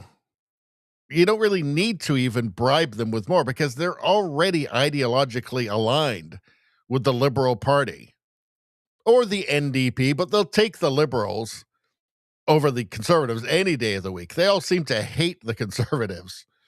So it's a deep problem. The public funding, I think just from an ethical perspective, should not happen. People shouldn't be forced to pay, particularly with the CBC, who gets so much money from the government. Canadians should not be forced to pay for a news outlet which is going to demonize them, right? Who's going to actively work against their interests or call their concerns racist or phobic or blah, blah, blah. They shouldn't be forced to pay for media. They shouldn't be forced to pay for media that has a political agenda, period. Whether it's for them or against them. Like, people shouldn't pay for that. The thing is, this whole issue over funding could have been avoided by just simply being objective. But again, I don't think they're capable of that. I don't think that journalists are coming out of journalism school now with objective, seeing themselves as being objective journalists. They see themselves as being activists now. And this is a tough one. It's going to be hard to get around. The best thing that could happen is just all the funding goes away, and then and all of the legislation goes away. Bill C-11, all of this goes away, and then just the cream can rise to the top.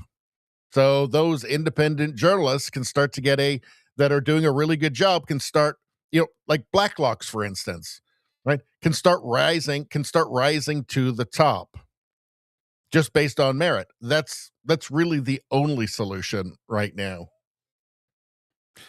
All right. Here, what's this? All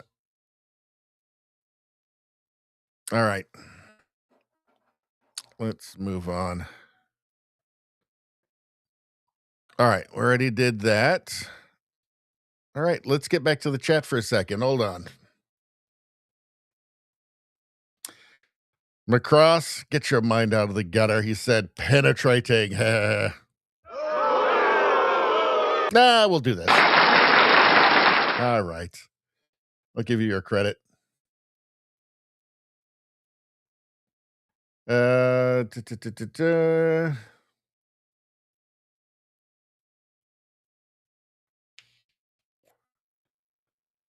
Nevada says, fermented bird is definitely on my bucket list. Ugh. Yuck. Yuck. Rosie says, I live close enough to you. I will look for bird roadkill and bring it to you. Don't forget, you've got to wrap it in sealskin and bury it for 3 months before you eat it. Otherwise, it's not delicious.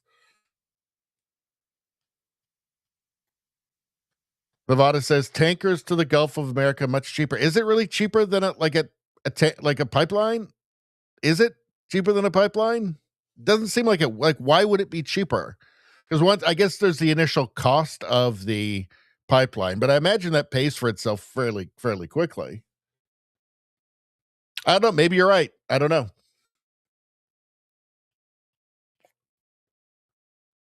Let's see.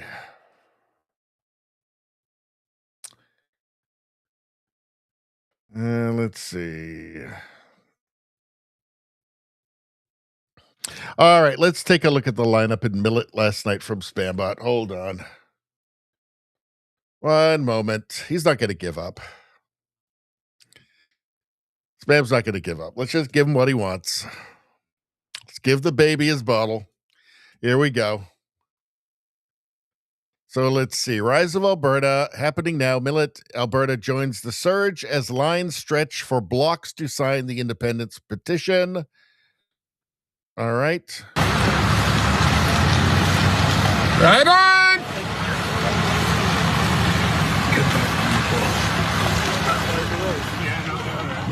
Right on.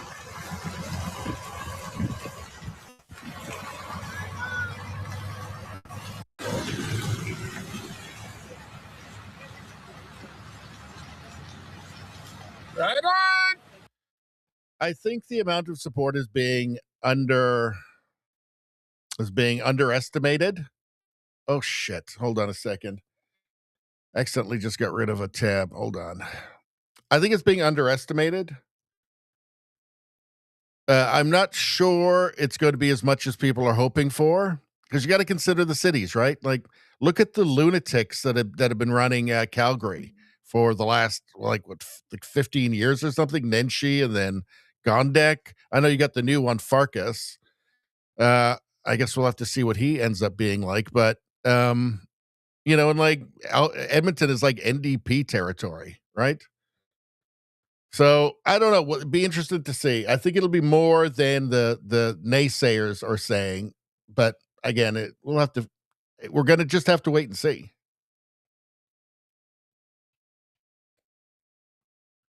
Spambot says, Richie, that was for the chat. I did not say chat link monkey. I know, but now I wanted to see it. So all of a sudden I wanted to see it. I changed my mind. You guys. All right. Let's move on. What do we got next? So we did all of this. Let's go to Trump. So this is just Trump being Trump. Nick Sortor posted this. Laughing my ass off, someone heckled President Trump at the Ford plant today, so he mouthed F you and flipped them the bird. He says, that's the President Trump I know and love. No, it's not. It isn't, admittedly. It's not very presidential, but it's Trump. It's Trump. You know, Trump gets a pass.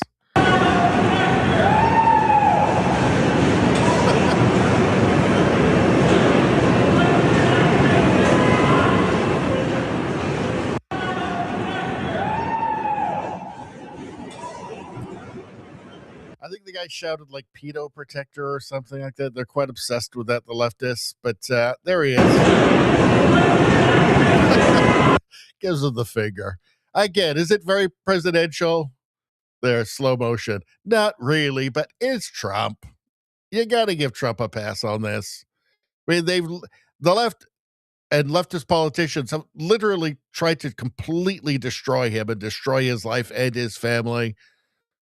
Yeah, he's allowed to do it. He's allowed to do it. He doesn't need my permission. Let's see. What's this? Never give up. So here's some inspirational stuff from Trump. This is one that you guys sent in. It's 2 minutes, 34 seconds. I don't know if we'll watch the whole thing, but it's very Trumpian inspirational stuff. Let's take a look. Remember that nothing worth doing is ever easy. You'll have bad moments. You gotta love what you're doing. And if you don't, just do something else.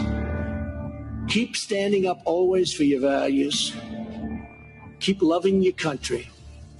And one of the most important things, never, ever quit. Never quit. And like coming from Trump, I mean, these words have some weight, right? Like Trump was written off after January 6th. He was written off. Like I didn't think he'd become president again. It took a while before I started to think, actually, maybe he can actually pull this off. But he was written off. Like he did not give up. He is not a man who has given up. Like he can back up the words. Then ask yourself, what imprint will you leave in the sands of history? What will future Americans say we did in our brief time right here on Earth? Did we take risks? Did we dare to defy expectations? Did we challenge accepted wisdom and take on established systems? In my short time in Washington, I've seen firsthand how the system is broken. A small group of failed voices who think they... All right, with the music, we can't really keep playing it, but it just struck me watching this and listening to those inspirational and aspirational words that Trump is the reason that Canadian left-wing liberal boomers hate Trump so much. He is really the antithesis of them, right? Like Trump is the guy planting trees, the shade of which he'll never sit under, right? This is a guy who put everything on the line. And by everything, I mean, everything for Trump is a lot. It's more than 99.9% of the population could even understand how much he put on the line. And he put it all on the line, including his own life, as we know well from Butler. Right? His freedom. They wanted to put him in prison, and he would not give up. He wants to make America great again. At this point, I mean, I don't know how anybody could even doubt that at this point, after everything the man has been put through, and he's still going, and you can see what he's doing, right? You may not agree with it. Maybe some of the things won't work. Maybe some of the things will end up being bad for the United States.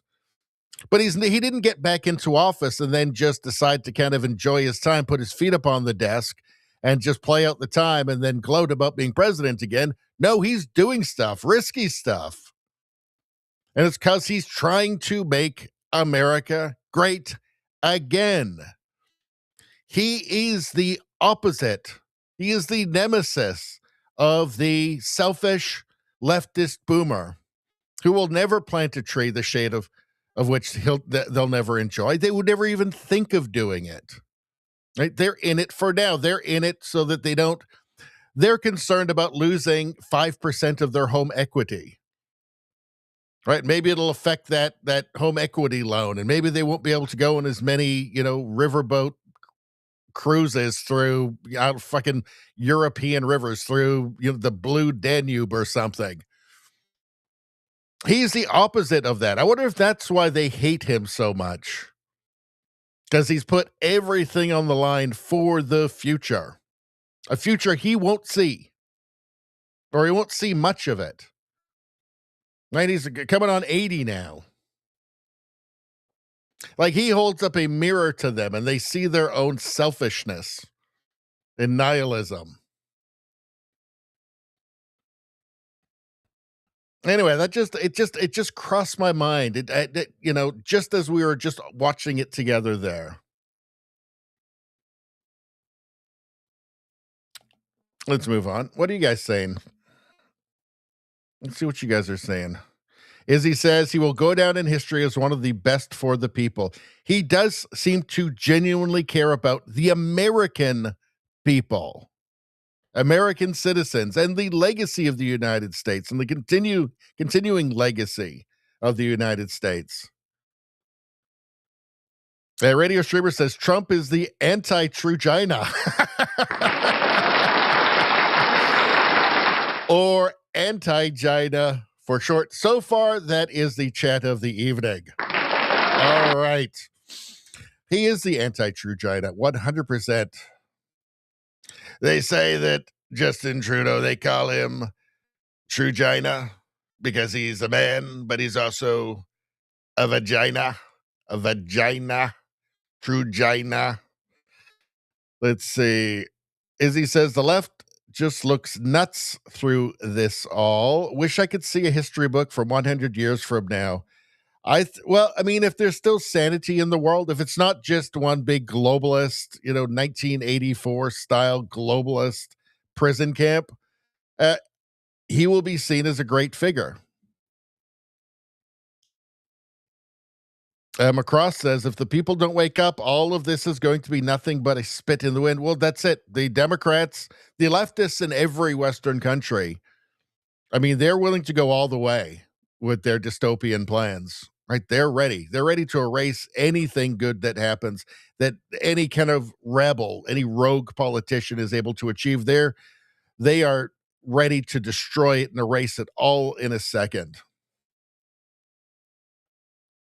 And to punish anybody who supported it. Let's see.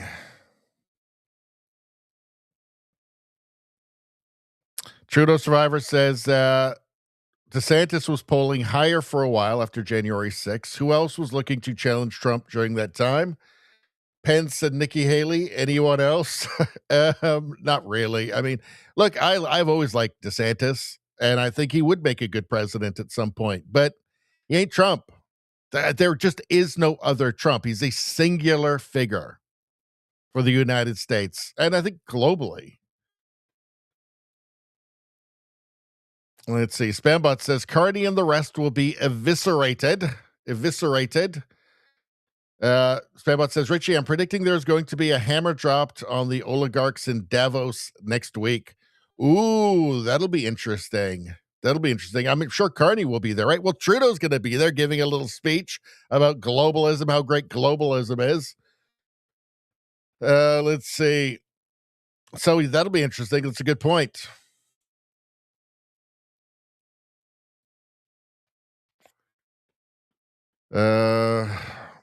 What night is it tonight? Is it Tuesday? Izzy says, starting to think I need some chocolate, feeling low on energy. Well, it is a Tuesday night. I'm a little low on energy myself, actually. I got a coffee here. It's not helping me that much. I had some coffee. I smoked some crack and some of that blue crystal meth from Breaking Bad. Still not quite enough. I chewed on 17 rhinoceros adrenaline glands. 17, and still nothing. I barely feel it. I mean, what could give me that kind of energy that's required to put in a good performance to the next hour, 2 hours of the stream? Already been going almost 2 hours. Where could I even get that kind of energy? I'm not sure that it even exists. I mean, I suppose we can dream about them energy. They them energy. They them energy.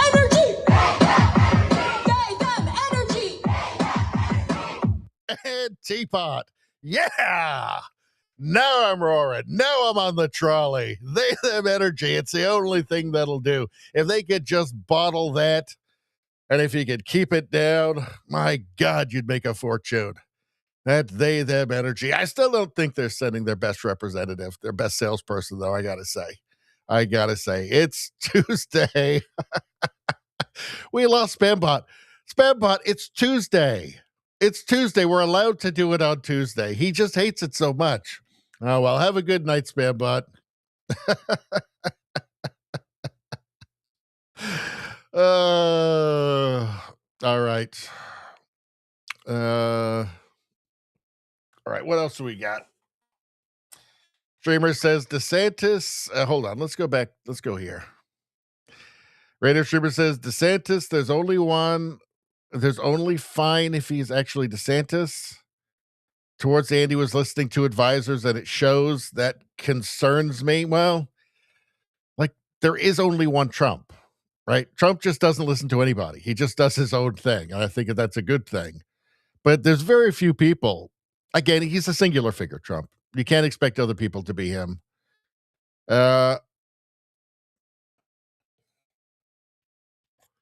McCross says, all they need is 4 years. It's easier to F it up than it is to fix it. Well, that's a perverse incentive, right?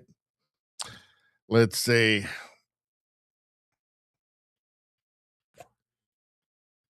Rosie's muting. Oh, we need to do chocolate now, don't we? Oh, God damn it. That's part of the negotiations for showing the they-them energy. Some think it's hilarious like I do. Some just hate it.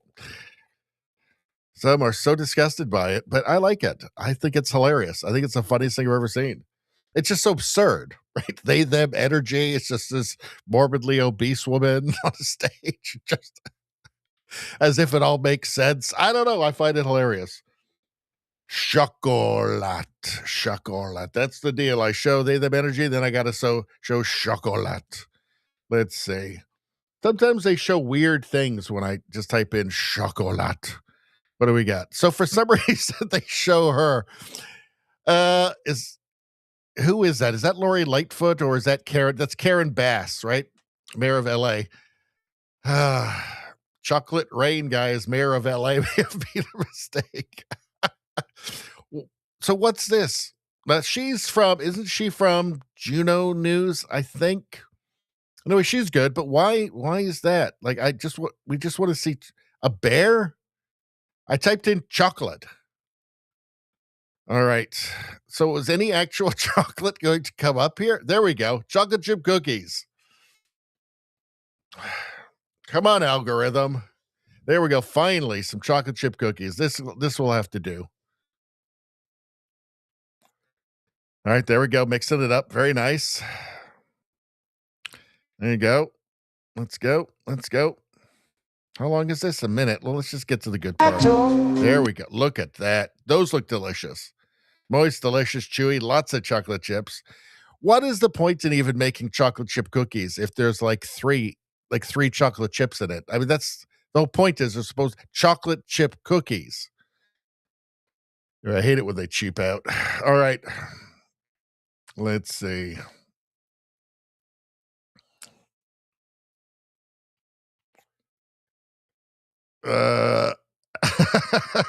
Radio streamer got a buzz out of that day, them energy. Always gets a blast. Let's see. All right. Juno Survivor has given up chocolate for a month. Not a bad idea. Dark chocolate, like 90% cocoa chocolate. Apparently that's actually good for you. Like a square of that a day. I started putting a bit of cocoa in my coffee. Apparently that is good for you. So I don't know. Let's see. All right. Nevada says, why doesn't somebody put chocolate chips inside peanut butter cookies? Well, I think I've seen that before. I mean, it's a delicious combination. All right. So we've done all the Trump stuff, I think.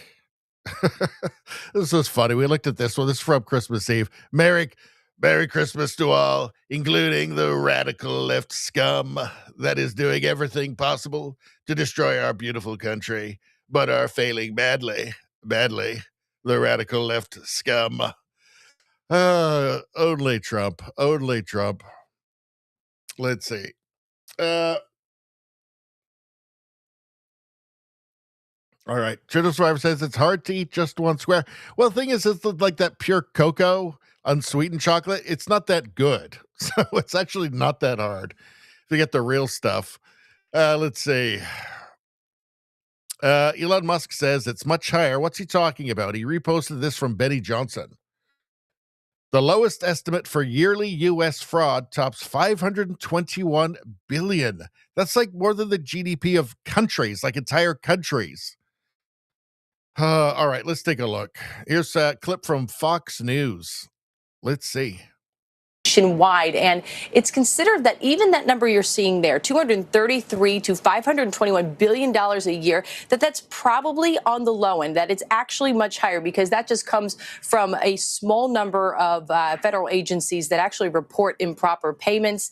Medicare, Medicaid hold the largest share of that. So now this major fraud investigation wide, and it's considered that even that number you're seeing. So between 233 billion and 521 billion between 2018 and 2022.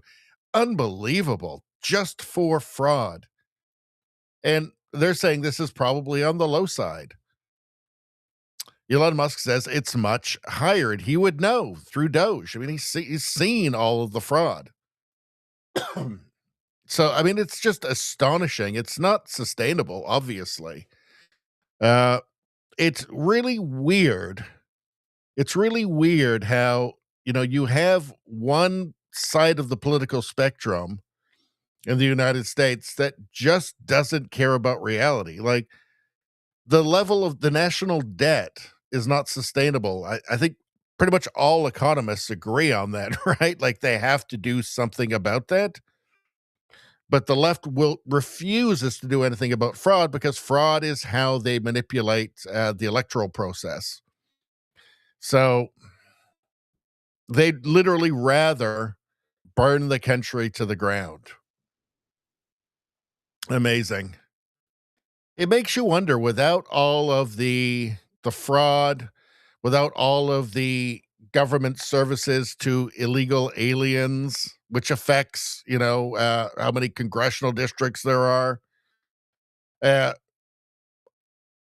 Obviously as well, when you have states where voter ID laws are, like in California, where voter IDs are illegal, it's illegal to ask for a voter ID. You've got mass mail-out voting, mail-out ballots. You just wonder if they were to clear all this. You have to wonder if they were to clean all this stuff up, would the Democrats win another presidential election? Because they sure like this stuff. They're sure fighting hard for the fraud, to keep the fraud, right? They're doing that for a reason, obviously. Let's see. So here's Elon Musk talking about Doge and what Doge taught him. Let's take a look. What did Doge teach you, if you learned one thing? Well, it was like a very interesting side quest, because I just got to see like a lot of the, workings of the government. There's been quite a few efficiencies. I mean, some of them are very basic efficiencies, like just adding in requirements for federal payments that any given payment must have an assigned congressional payment code and a comment field with something in it that's more than nothing. Like that trivial seeming change, my guess is probably saves $100 billion or even $200 billion a year, because there were the massive numbers of payments that were going out with no congressional payment code and with nothing in the comment field, which makes auditing the payments impossible. So they have to say, like, why can the Defense Department, or now the Department of War, why can it not pass an audit? It's because the information is not there. It doesn't have the information necessary to pass an audit does not exist, is the issue. So, so a bunch of things Doge did were just very common sense things that would be normal for any organization that cared about financial responsibility. That's most of what was done. You know, and it's still going on, by the way. Doge is still happening. So just money going out with no idea what it's even for. Incredible. Just automatically going through. Just set up for fraud, obviously. It would only be set up that way to facilitate fraud, to make fraud easier and untraceable, or make it harder to trace it. All right. So let's move on. JDL, how you doing? Good to see you. JDL says healing better. Really glad to hear that. Awesome. All right, hold on. Okay, so here, the EU. The EU. Should we just start calling it the EU? The EU, European Union. We'll just start calling it the EU. EU. And over there in the EU, I think it's justified. It's a giant, big, crumbling edifice. It's just falling apart. They're committing collective suicide, economic suicide for sure, cultural suicide. Eric Doherty posted this clip. Just in, Poland's right-wing president just vetoed a bill that would implement the European Union's Censorship Digital Services Act. So we'll watch this video here in just a second. But first, let's go. So here's house.gov. So what do they have to say about this bill? The DSA is forcing companies to change their global content moderation policies. Non-public materials obtained by the committee from the May 2025 workshop make clear that the Commission regulators expect platforms to change their worldwide terms and conditions to comply with DSA obligations. I guess everybody does want to rule the world, huh? Especially the Europeans. Let's see. The DSA is being used to censor political speech, including humor and satire. Documents produced to the committee under subpoena show that European censors target core political speech that is neither harmful nor illegal, attempting to stifle debate on topics such as immigration and the environment. Well, like in Germany, if you say something that the government doesn't like, they'll come and knock your door down and arrest you. Exercises from the Commission's May 2025 workshop show the true definitions of key terms in the DSA and Commission regulators' censorship expectations. Exercises from the Commission's May 2025 workshop show the true definitions of key terms in the DSA and Commission regulators' censorship expectations of social media platforms. For example, the Commission's workshop labeled a hypothetical social media post stating, quote, "We need to take back our country." Let me repeat that. Quote, "We need to take back our country," a common anodyne political statement, as, quote, "illegal hate speech that platforms are required to censor under the DSA." So if you're planning on instituting a totalitarian state, things like "we need to take our country back" would be seen as dangerous to that plan, and therefore they must have the Orwellian label "illegal hate speech." The censorship is largely one-sided, almost uniformly targeting political conservatives. Well, just by definition, it's partisan, right? Well, how should we say? Like, it assumes a leftist worldview as being correct and anything else as being misinformation, disinformation, or hate. So that's their trick, and that's the deep imbalance in all of this, right? So they just literally just call anything that doesn't conform to their leftist globalist viewpoint as hate, as being illegal. So there you have the DSA. So Poland's right-wing president isn't having any of this. Let's take a look.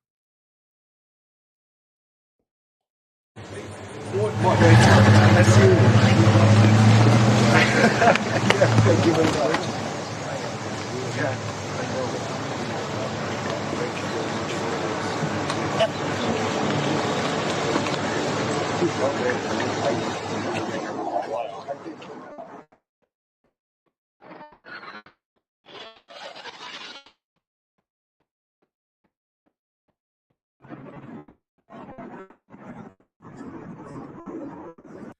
European right-wing parties and conservatives like Trump.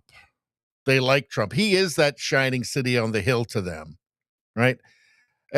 Poland has a brutal history. Brutal history. I mean, they were crushed by the fascists, and then crushed by the Soviet Union, by the communists.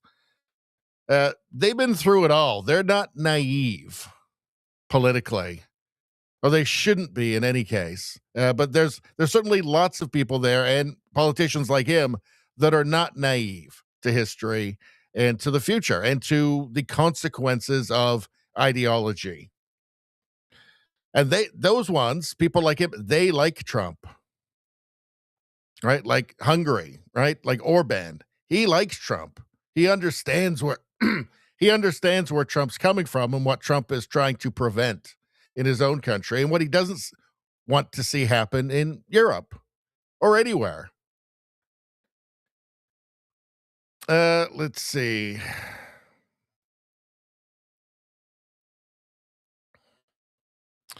Poland refused to take immigrants from Islamic countries. Poland was accused of Islamophobia and Muslim hatred.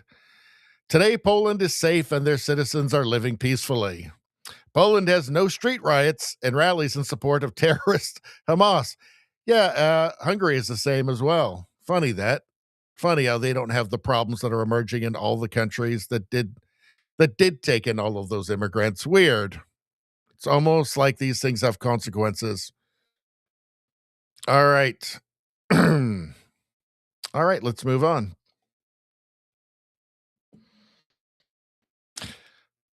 Let's see. What are you guys saying regarding that? Let's go back to the chat for a second. JDL says, fascist, got a fascist. They seem to be just determined to have fascism in Europe for some reason, especially Germany. Let's see. Izzy says, hate speech or speech they hate? It's clearly speech they hate.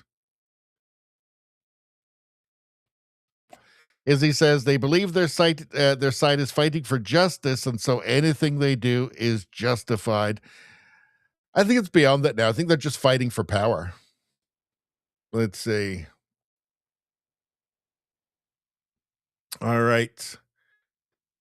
What do we got here? Mark Carney. So we got a bit of Mark Carney stuff coming up here. So Mark Carney is headed to China to talk trade. Ontario's premier, Doug Ford, is still 100% dead against rolling back EV tariffs.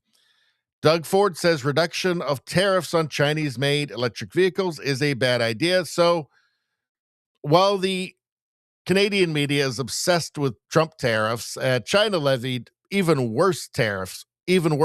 China levied even worse tariffs against Canada, like 100% on agricultural products, for instance, which is hurting the prairies a lot. And China is saying that's in retaliation for 100% tariffs on Chinese EVs.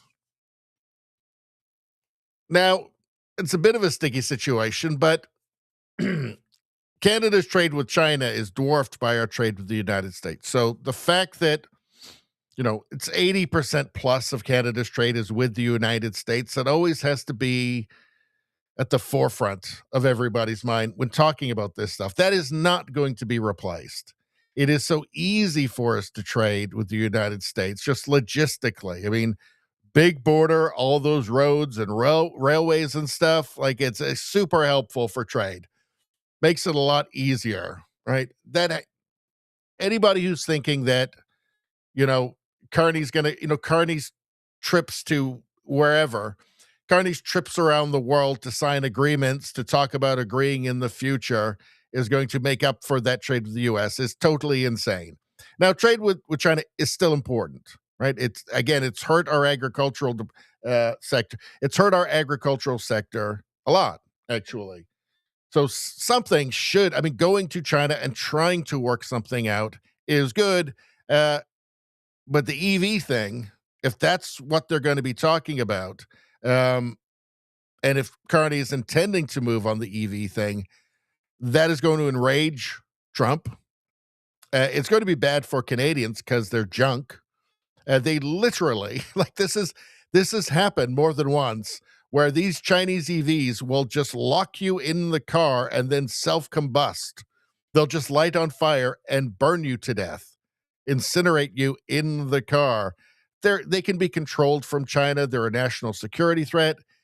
We really don't want them. And in fact, even the power grids probably aren't capable of handling a huge influx of cheap Chinese EVs anyway. Doug Ford's not in favor of it because the car industry is already in a lot of trouble, and that's a big part of the Ontario economy. So Mark Carney is going over to China. So there are some controversies. There are some further controversies around this. There are controversies around this already. Carney has recalled Liberal MPs from Taiwan. So there was a visit to Taiwan just days before he visits China. Maybe he should have thought of that beforehand. I don't know.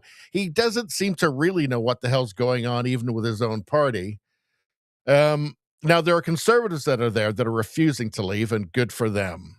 Taiwanese official warns Carney boosting ties with China will leave Canada vulnerable to coercion.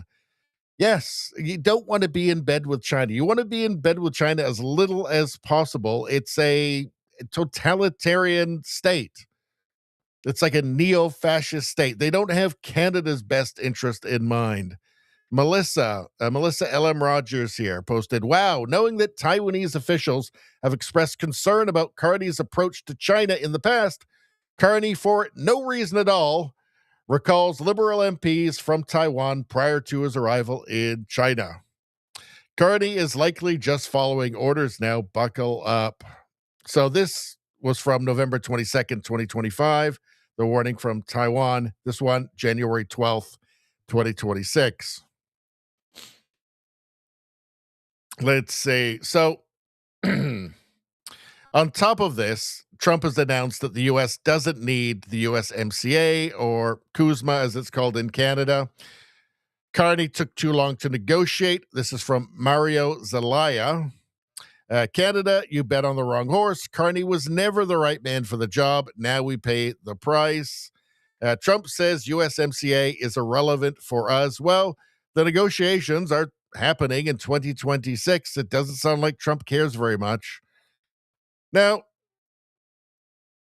the United States does need things that Canada produces. It's just that it's an imbalance. Canada needs the U.S. much more than U.S. needs Canada. So I'm sure there is going to be something worked out. It's just that it feels like Mark Carney is definitely not the man for this, considering that Mark Carney keeps doing things that are going to make it less likely to have any kind of positive outcome on the trade front with Trump. So recognizing Palestine while Trump was negotiating the peace deal, bafflingly stupid.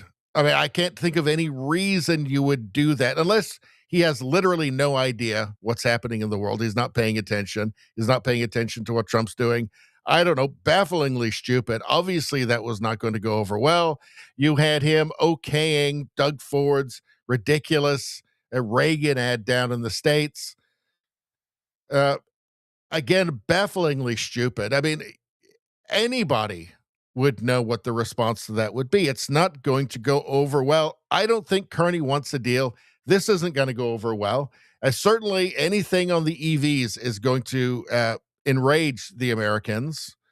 And let's not forget, Biden was all on board with these with the tariffs on Chinese EVs as well, freezing out the Chinese EV market. Biden was all on top of that as well.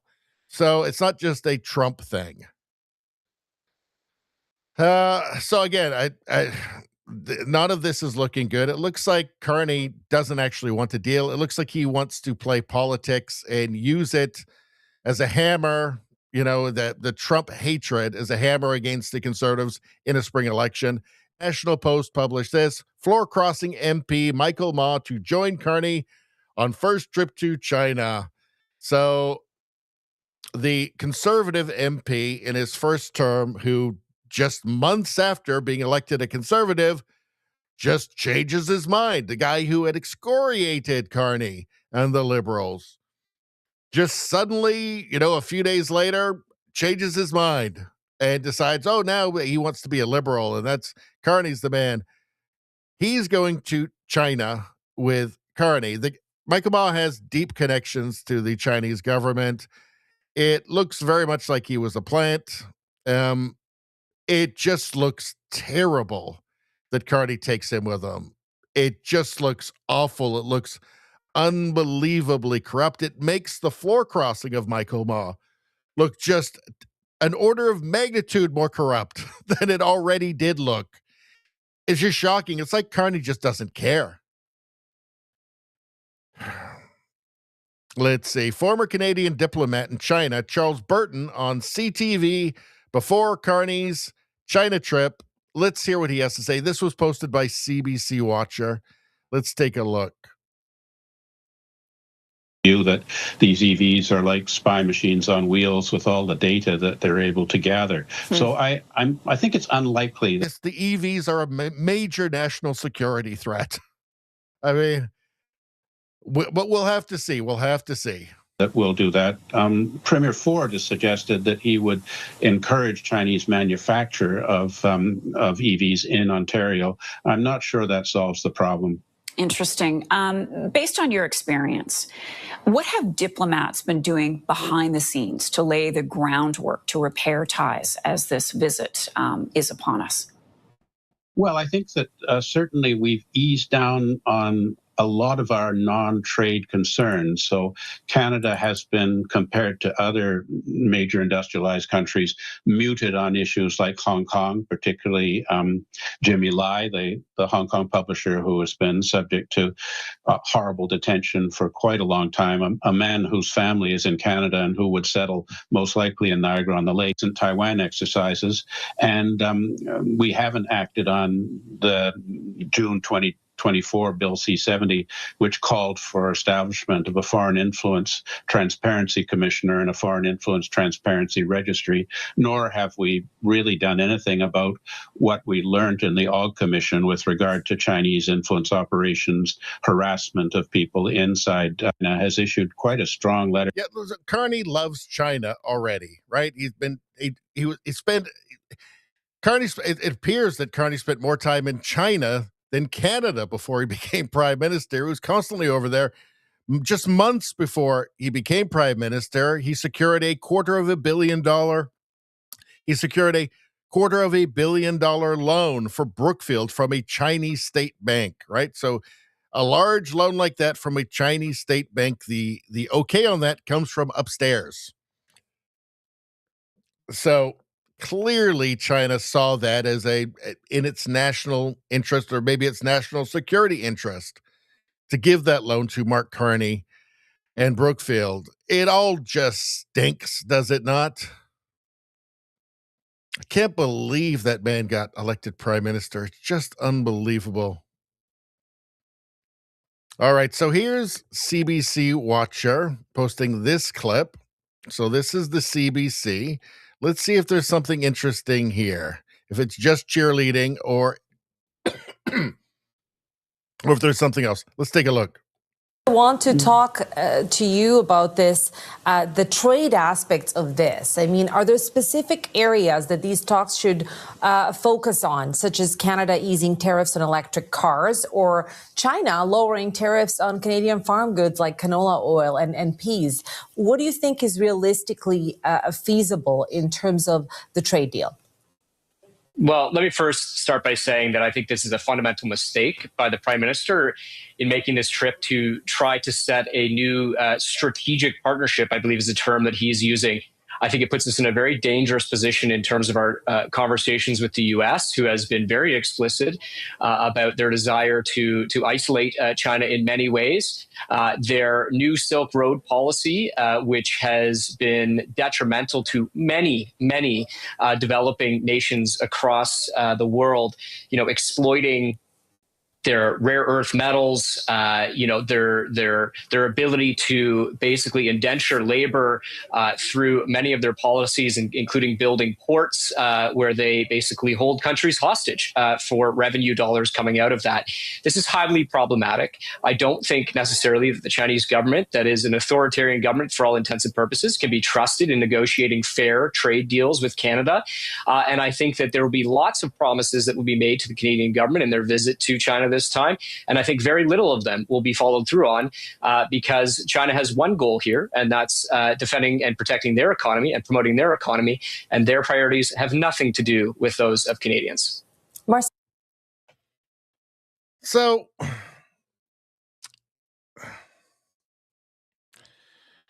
Carney has a long history. This won't be the first time he's met Xi. He met Xi before he became prime minister, by the way.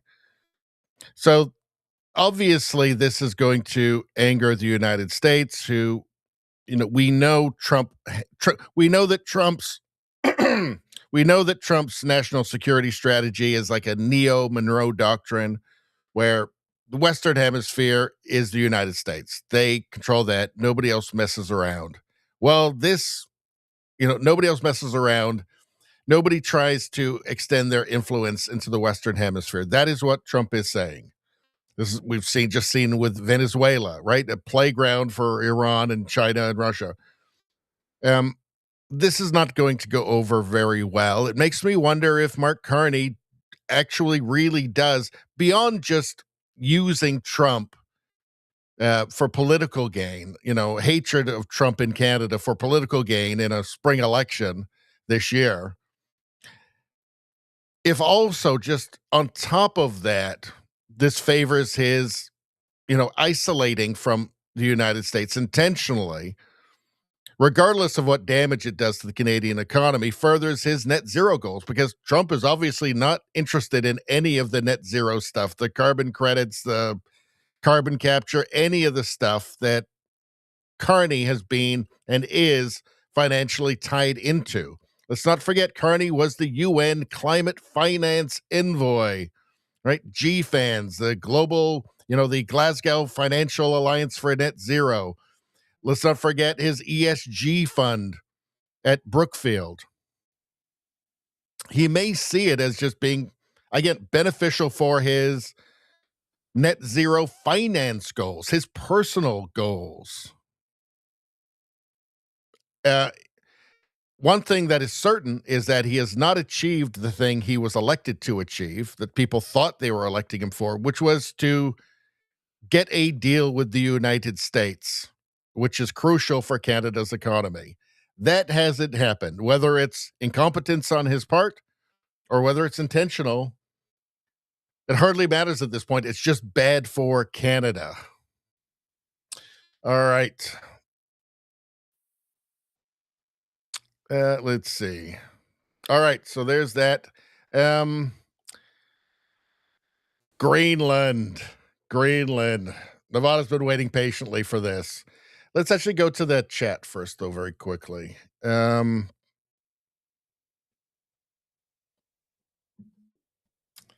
Let's see. Streamer says, we can do without anything Canada produces. May take a couple of years to build a factory or a mine here or there. It's just we are neighbors. If you wouldn't mind voting out commies, we can play nice. It's true that that the United States doesn't strictly need. I mean, the United States could almost become an autarky, right? Just totally self-sufficient, but that would hurt economically. So having a productive, cooperative relationship with Canada is economically beneficial for the United States. It's just that the United States can starve us out and survive it. We can't survive that. Again, there's only so much maple syrup you can sell to Tahiti, right? Macross says, Winnie the G will make Canada an offer they can't refuse. Izzy says he'll walk away billions richer. Well, he is getting richer by the day, Carney, as Prime Minister. Canuck Six Stringer says there are fields full of dead EVs in China. It's true. I mean, there's plants growing. I've seen the videos. There's plants growing inside the dead EVs. Let's see. They're going to try and ship all those over. Let's see. I mean, literally, they will. They will empty those fields, slap a new coat of paint on them, and dig out the weeds that are growing between the seats. As he says, Carney is just after business deals for himself and having us fools at home paying the bill. His job at Brookfield, he set up his ESG fund, and his job was to go around and talk to politicians in different countries, different governments, and have them change regulations. For instance, he talked about the jet fuel, the green jet fuel, which is more expensive, and they'd pay a premium for it. Those are Mark Carney's words, and talking about how it was all very lucrative. But you can only do that because this stuff is more expensive. You have to legislate it. So that was his job, going around and affecting legislation, convincing countries to change legislation, to force this stuff through, like carbon capture, for instance. And not only that, but to subsidize it, because none of this stuff is profitable on it. It can't exist and make money on its own, just as another competitor in the market. That's why Mark Carney had to go around wielding his influence. Yes, it's a lot of money. He stands to make a lot of money. He'll walk away billions rich. He's going to make a lot of money from this. Carney is just after business deals for himself and having us fools at home paying the bill. Yes, that's exactly what's happening, actually. Let's see. Radio Streamer says, just so many people not even involved politically in Canada and vote for such stupid, suicidal things. Again, I still think your election was rigged. I mean, it's the same in every Western country. It's just that it's to degrees. It's a few percentage, maybe 10 percentage points more in the U.S. is engaged. But there's a lot of people who just vote for the fashion label, Streamer says, Pierre Poilievre not winning still shocks me. It was depressing. Rosie says, election stealing abounds. All right, let me skip down a little bit. Trudeau Survivor says, United States, Mexico, India, everyone has sent Carney home with his tail between his legs. Yeah, it's true. Well, I mean, he went down there and he signed a piece of paper, an agreement to agree about agreeing in the future with Mexico. And then all the, the Mexican business leaders all said, yeah, we can't do business with Canada. There's way too much red tape. It's not going to work. Too much bureaucracy. Too expensive. India, yeah, I mean, it's all just a big show. It's a big act. While Carney puts all of his net zero pieces on the board. Nevada asked, did Carney ever make a budget? He did. It was twice as bad as Trudeau's. Twice as big of a deficit as Trudeau's. And it passed. Yeah, it did. All right, let's move on. So Greenland. Let's do Greenland. All right. So here's Nick Shirley. So Nick Shirley was just in Minneapolis exposing Somali fraud, right? Nick Shirley was just in Minnesota exposing Somali fraud. Now he's in Greenland to get the nitty gritty on what the Greenlanders actually think about maybe joining the United States. So Eclipse This 2003 posted this clip. Let's take a look. What do you think about the United States buying Greenland? No more Danish. Why do you guys not like the Danish? Liar. Good or bad idea for Greenland to become a part of the United States? USA and Greenland? I think it's okay. It's good. So if the United States were to buy Greenland and you were able to get $20,000, would you do it? I will not say yes for money. For Greenland or money, I will choose Greenland. We live in Greenland. He cannot buy this. For $100,000, would you guys sell Greenland? If each citizen of Greenland got $100,000, would you sell your country? Yes. But you said Greenland is not for sale, but you'd sell it for $100,000. Money is money. Will boy will understand. What do you think about Donald Trump? They seem to be all right with the idea. For $100,000, sure. Greenland's not for sale. $100,000 though. $100,000's $100,000. In the United States buying Greenland? Well, I don't know about buying, but I believe that there should be a better relationship with America, because I don't think our country is very. We don't talk with any other countries really. We are kind of bound to Denmark. Yeah, I ain't sure about buying it. Would you guys like to seek independence from Denmark and then become part of the United States? I believe that at someday we should have independence, and that also means that we would have to mine and stuff. I don't believe we would be able to be self-sufficient with just fish. Do you think it would be better for you guys to become part of the United States versus being part of Denmark? Of course, there's some benefits to America. We would have way bigger military, and we would be safe from invasions in case of a war or something. If the Third World War comes, I don't know how much it would matter with all the nuclear weapons and stuff, but there would probably be some Russians coming from Greenland to go to America and stuff as a vantage point. It sounds like they can be persuaded. I mean, Greenland, like the Danes aren't doing a great job with it, I don't think. There's just nothing. It's just a big giant wasteland. There's like 50,000 people that live there.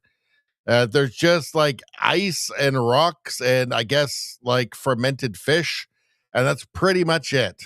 And I guess some fermented bird as well. They can manage to catch one. But yeah, I think they can be persuaded.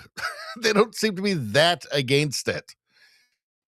I mean, again, like things can only get better, right? He's got to make America great again. Probably Nick Shirley gave it to him. Yeah, they don't seem that opposed. And again, it's Greenland. It can only get better. It can't get any worse. Let's see. But then you've got this. So just in a jaw-dropping escalation, Denmark is urging EU troop deployments to Greenland to counter U.S. President Trump's annexation plan. So Denmark is urging EU troop deployments to Greenland. Will this actually happen? You know, the EU is actually militarily a paper tiger. And NATO itself, without the United States, is a paper tiger. Like the UK has maybe one division they could field, maybe. I don't think France is much better. They're pretty much defenseless at this point. So I don't know. Let's see.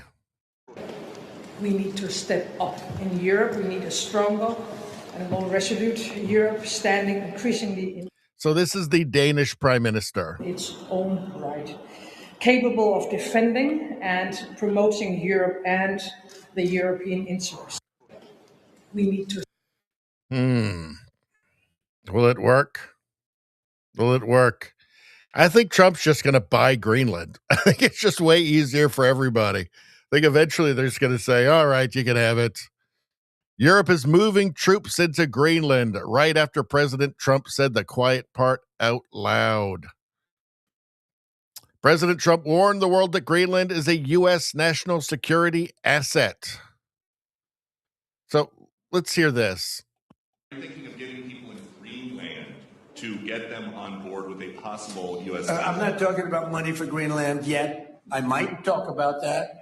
But right now, we are going to do something on Greenland, whether they like it or not, because if we don't do it, Russia or China will take over Greenland, and we're not going to have Russia or China as a neighbor. I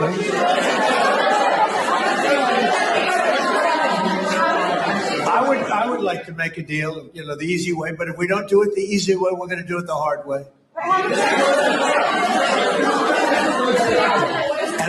And by the way, I'm a fan. Well, I mean, technically, Alaska, yeah, they are kind of our neighbors, but I see what he's talking about with Greenland. Of Denmark too, I have to tell you, and they've been very nice to me. I'm a big fan, but the fact that they had a boat land there 500 years ago doesn't mean that they own the land. I'm sure we had lots of boats go there also, but we need that because if you take a look outside of Greenland right now, there are Russian destroyers, there are Chinese destroyers and bigger, there are Russian submarines all over the place. We're not going to have Russia or China occupy Greenland, and that's what they're going to do if we don't. So we're going to be doing something with Greenland, either the nice way or the more difficult way.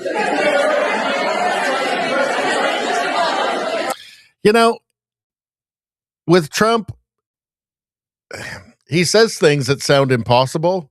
Like, just the thought of him getting a second term seemed impossible there for a while, didn't it?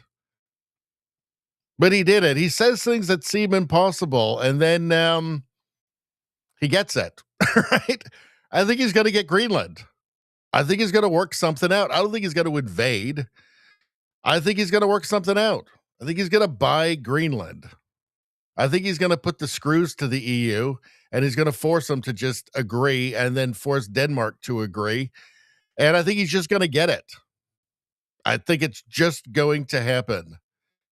Like, this isn't going to stop him. That's not going to stop him. They rushed to NATO, lock it before Washington can act. They rushed to NATO, lock. What is this? Let's see. Europe is moving troops into Greenland right after President Trump said the quiet part out loud. He said Europe has lost control of its own borders, its energy, and its strategic territories. Yes.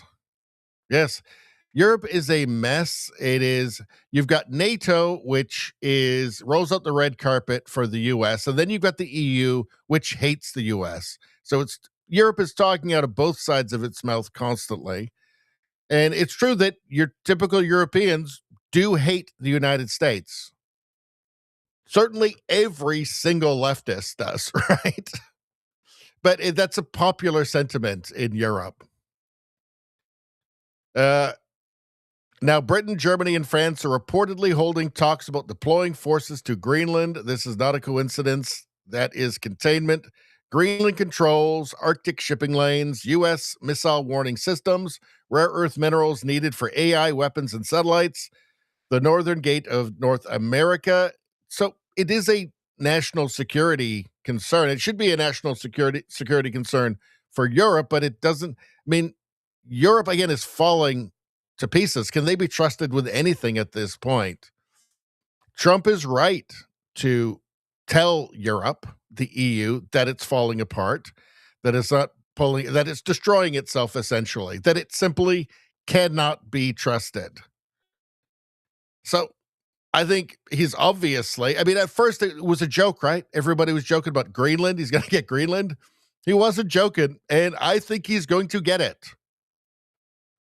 And I think he should, actually. I don't think that Europe can be trusted with it. They can't even be trusted with their own countries, for God's sakes. All right. U.S. House bill proposes Trump annex Greenland amid ally rejections. This stuff is serious. Representative Randy Fine introduced the Greenland Annexation and Statehood Act on Monday, authorizing President Trump to negotiate or take necessary steps with Denmark to acquire the Arctic territory as a U.S. state. I mean, this sort of thing has happened in the past, right? Territories get bought, right?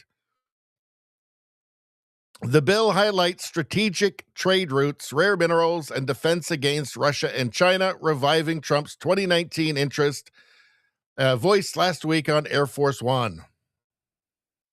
Greenland's Prime Minister Jens Frederik Nielsen rejected the overtures outright, citing NATO protections, while Denmark warned it could end the alliance. Polls show 85% of Greenlanders prefer independence from Denmark over U.S. statehood. Upcoming meetings with U.S. Secretary of State Marco Rubio signal efforts to ease rising tensions. So I think those Greenlanders can be convinced. I think that they can. Let's go back here for a second. Was there something? There was a funny... well, it's not in there. I don't know. There was something funny, but I've lost it. Whatever. All right. I want to talk about this briefly. Do you remember this? Do you remember this on Wall Street?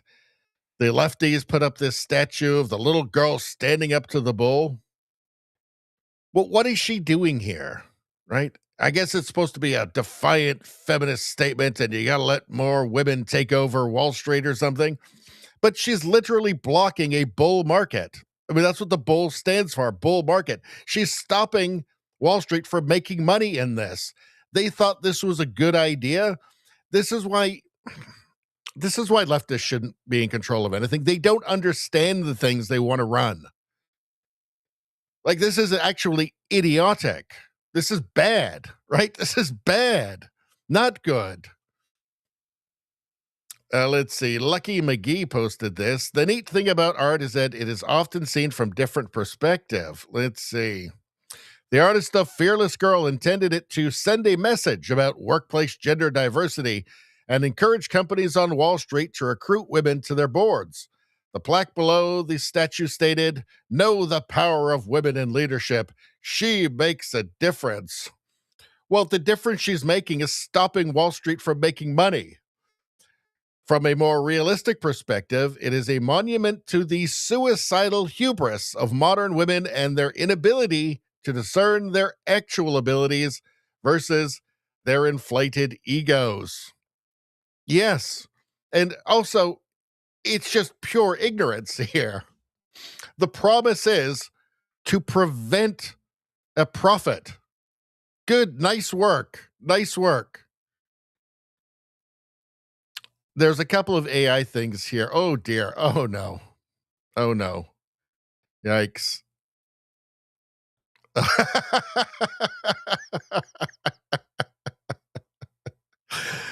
That's the best one right here. This is a very good one. In the kitchen. Back in the kitchen. All right. So there's that. We're at the last one now. Oh, where is... Hold on. Here we go. Here we go. All right, let's go back to the chat for a second.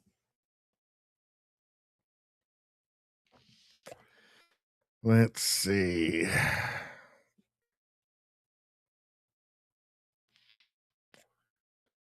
All right. Radio Streamer says statehood starting to look better. Let's see.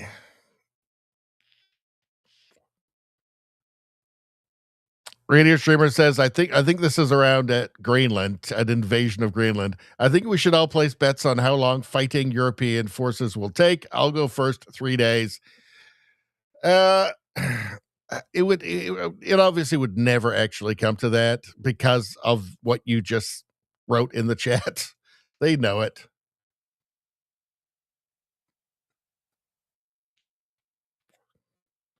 Let's see. Nevada says we got Alaska. Yeah, it's not like it's not like there's lots of historical precedent for this, right? Like Louisiana, right?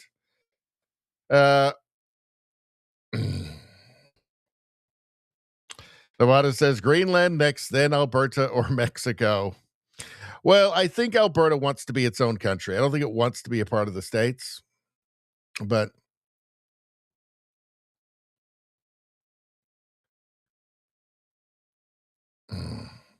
Izzy says, I think it's funny calling for EU protection when EU nations are largely dependent on the U.S. for defense of their nations. True. That's at 100% true. The Europe's European, Spanish military, German military, French military, the UK. I think the French military is maybe in better shape than the rest of them. But the UK military, again, they could maybe field one division for an expeditionary force. It's not. They're totally dependent on the US. Let's see. All right. Let's go through the stuff that you guys sent. Some of this, it's got music. We'll show that for the next premium stream. I think that one for the next premium stream. This one too. There's music. Let's see. She was secretly filmed and put on TikTok. It's not actually that interesting. Let's see. This dirt bike track is legit. Let's check this out. So I don't know. Underneath they're saying it's AI. So it definitely could be AI, but it says Red Bull. I mean, this is the sort of thing that Red Bull does. Let's take a look.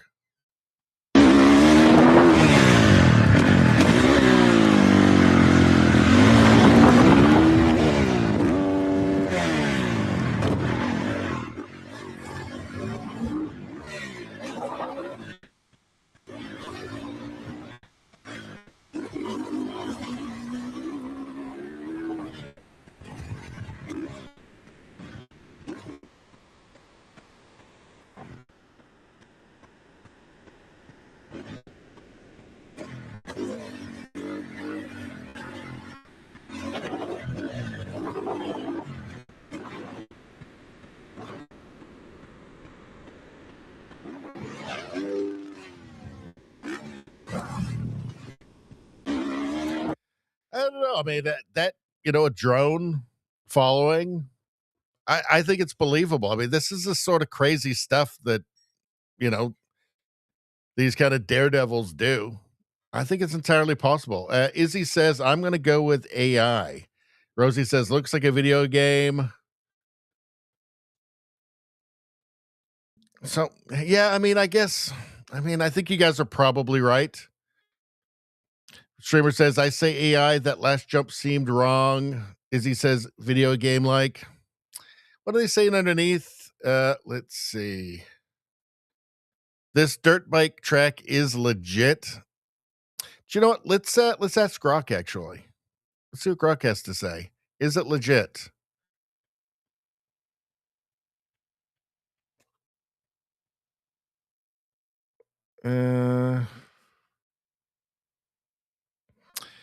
The post shares a 48-second Red Bull video of pro rider Tyler Berriman performing free ride motocross on Island Hopper, a custom track spanning dirt paths, floating ramps, jumps over a turquoise lake.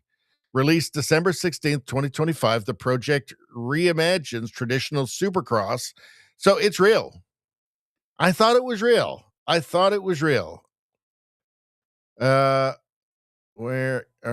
Okay, here. Yeah, I thought it was real.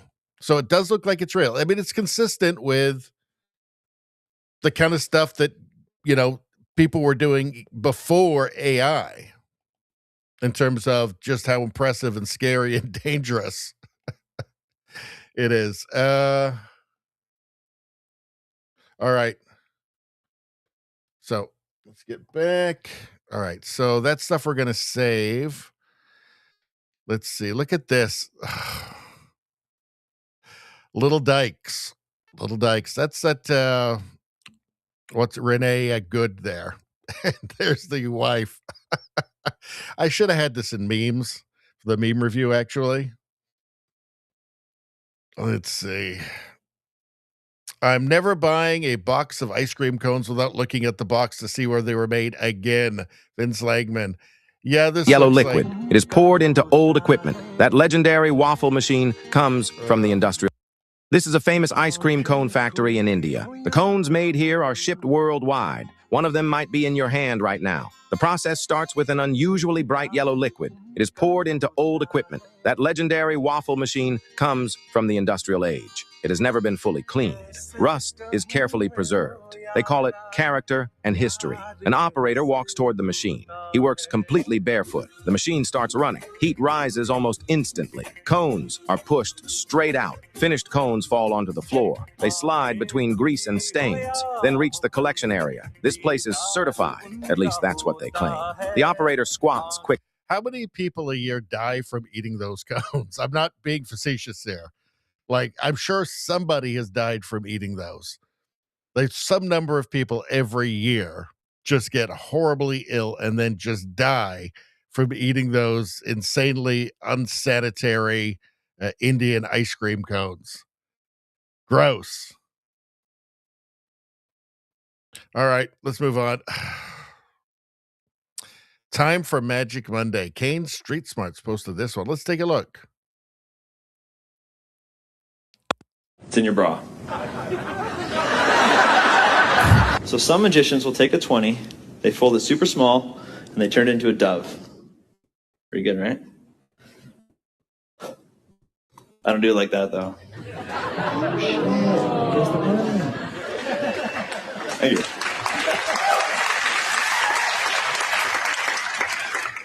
Alex, I know you don't know where it is, but you should. You know why? It's in your bra.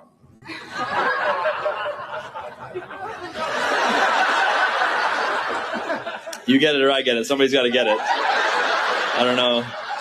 The show must go on.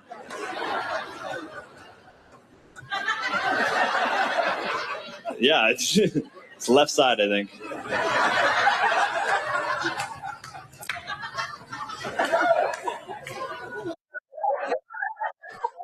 I know it's not in there. I just wanted to see if you'd look. That was awesome. Sorry. No, it's great. So it's kind of a bit of a jip at the end. I'm sure it must have gone on to something more more impressive, but I don't know. It's kind of funny though. It's a good one. All right, let's move on. Let's see. What do we got? What do we got next? We're getting close to the end here. This is pretty good. All right, The Last Guy, posted by Steve Loves Ammo. Okay, let's check this out. I told her, you mad? What were you?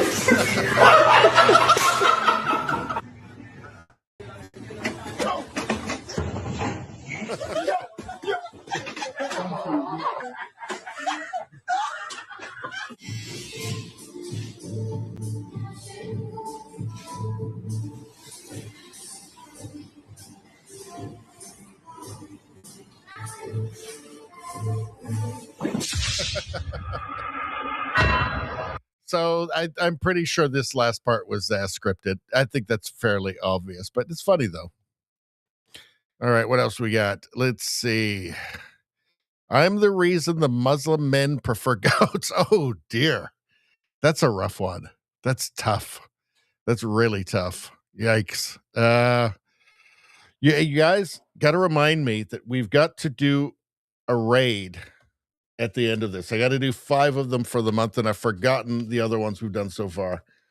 So we have to remember to do a Rumble raid at the end of this stream. We cannot forget. You cannot let me end without doing a Rumble raid.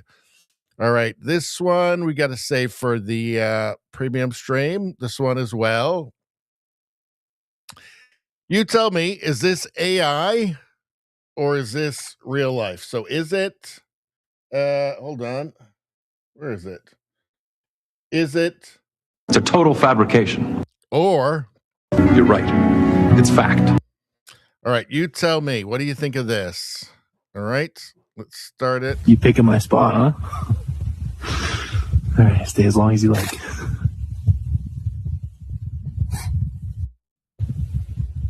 Whoa, hey there, little one. Easy, okay. You picking my spot, huh? All right, stay as long as you like. All right, what's your verdict? It's a total fabrication. Or? You're right. It's fact. I'll go through a bit of the chat while you guys figure it out. Let's see. Radio Streamer says those are bare feet in India. Someone somewhere got pink eye while eating ice cream. Well, the lucky ones got pink eye. The other ones just died. As he says, I'm starting to really question the quality of processed food of any kind. I think it's just safer just to be a farmer, actually. Let's see.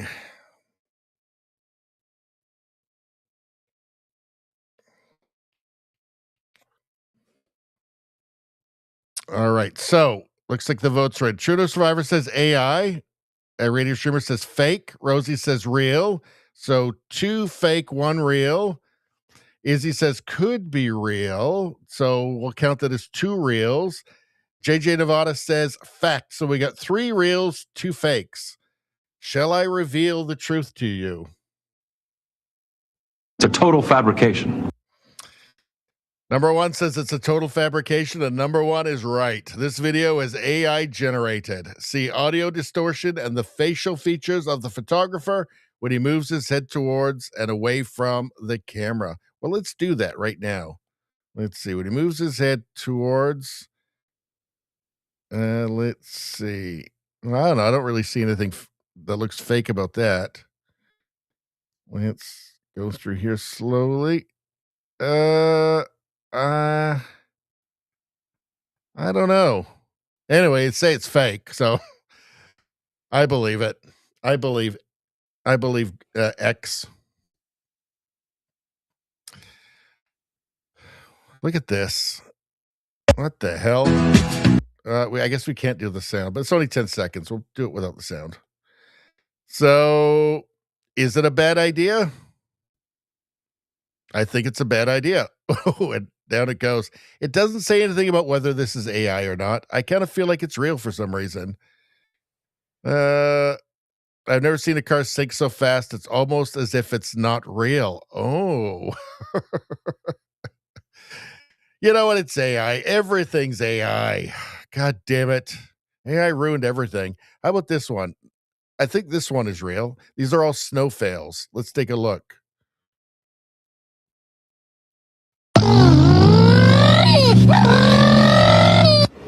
Peter, you're going to die.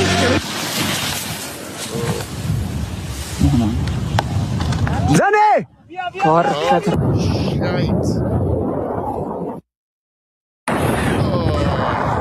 Oh, God. That made me sick just watching that. All right. Let's keep going.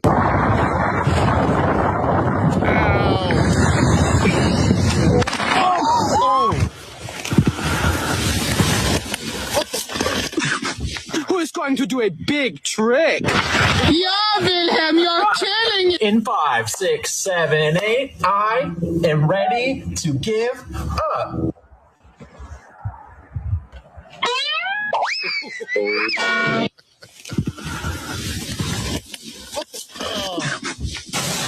Holy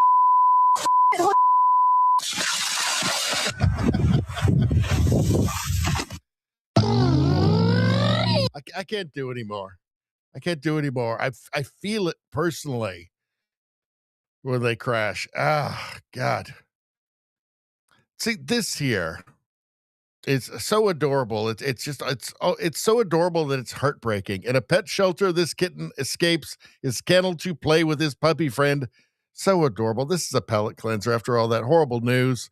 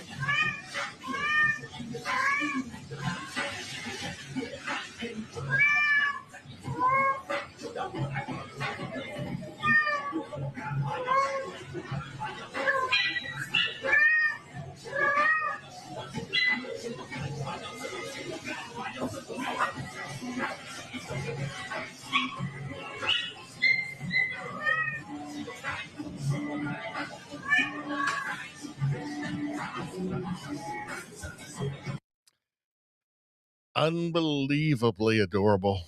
So adorable that it's actually heartbreaking. Actually heartbreaking. All right, let's go back to the chat for a second. Let's see. As he says, really, I was going to go with real on the thin ice. Maybe it was real. I don't know. AI's ruined everything. As he says, that's about how I ski.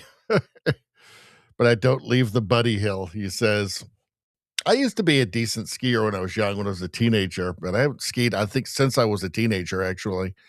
All right, let's get back to it. What do we got? Norm Macdonald joke of the day. It'd be better if they had the clips of him actually reading it, but kid neglect hooker was under probe. So I'll have to do my impression. The New York Post reported last week that a prostitute charged with leaving her 4 youngest children alone in their roach-infested Brooklyn apartment had been under investigation for years as a negligent mother. What's more, apparently, the woman was also a really lousy hooker. Prostitute. I ruined it at the end. God damn it. What's more, apparently the woman was also a really lousy prostitute. Terrible Norm Macdonald. I've done a good Norm Macdonald before. Not that time. Let's see. Unreal. Karen flips out over a blue dishwasher. Watch until the end from I meme, therefore I am. All right. This one, yes, you have to watch this right to the end. This is the shit I deal with at work. Listen to this. Apparently, maintenance came in and replaced my dishwasher. I've got a blue dishwasher. It's blue, and it's cheap.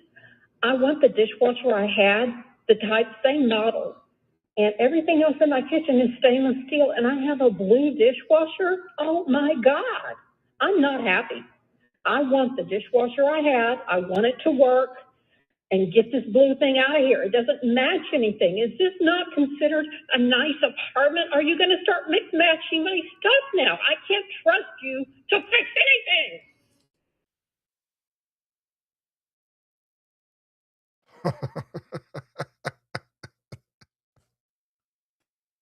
Fucking Karens. God damn it. And she will have learned nothing as well.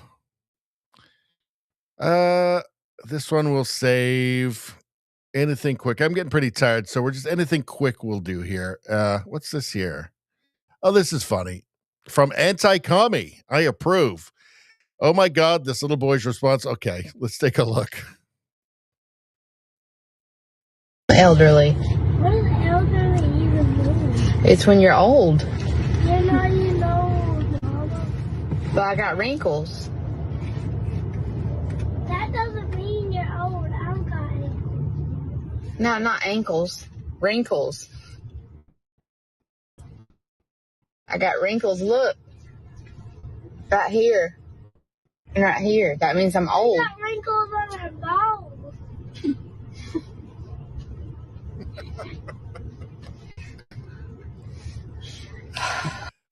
I got wrinkles on my balls. That's what the internet's for. Oh, this is good. This is really good. Again, from Anti-Commie. Can never have too much anti-communism. Never. She's on the right track, that woman. She's a keeper. So to the guy that's in this white Jeep right here, flipping me off because I blew the horn at him. Now he's driving all crazy and shit. All because I was blowing the horn at him, trying to let him know. But I bet he's wondering where his phone is. Well, I can assure you, it's not on top of your car anymore. I was trying to let you know, but... And then I figured I'd just let you cool off and pull up here, and maybe I'd get a chance to let you know that, hey, your phone's back there where I was blowing the horn at you. But then when your kids just flipped me off too, I was like, fuck it, you can find your own phone. He's got the kid flipping him off. Oh, God, it's bad karma. Very bad karma. This guy deserves whatever happens to him. But really, the cherry on top is the kid flipping him off at the end. That is, for one thing, that's terrible parenting. Terrible, terrible parenting. And I don't know. It's just, how could you even conceive of creating worse karma for yourself just in just a regular day thing that you're just driving around? It's just such casual, cavalier bad karma. Anyway, let's move on. Here we go. He's all in. Oh, look at this guy. Dogs make everything better. They certainly do. Let's see. Okay, this is a good one. Let's check this out. From Dr. Godebegoo. I don't know who that is, but let's take a look. Michael at this point is speaking about other men's intrusive thoughts. All right, let's take a look. Pro marriage tip. If you find that your wife is continuously ordering boxes from Amazon and receiving them every day, let her know that she should be satisfied with just one box. Because after all, you've been getting the same box for years, and it's not even Prime anymore. Michael, that is Michael, that is so mean. And pro marriage tip. If you Shh, you're not supposed to say that. Damn it. All right, that's it. That's everything we got for tonight. Well, we did a cool 3 hours and 8 minutes. We'll do the last bit of chat and we'll be on our way, I think. Let's see. It says we got a total of 243 people watching right now. I don't know where are most of those on X. Are they over on X? Occasionally we get a bunch of people over on X watching. Let's see. If you are watching on X, well, hey, thanks. Let's see. Leave a like on the stream. Get your good karma. Let's see. Rosie asks, how can she, you're talking about the woman, the Karen with the blue, the blue dishwasher. How can she make good sandwiches with a blue dishwasher? She's such a Karen, such a hopeless, irredeemable Karen. She probably doesn't even make sandwiches. Yeah, I said it. Let's see. Streamer says, I already know what's happening with the dishwasher. He says, pull the cover off. You guys do. Let's see. All right. What do we got?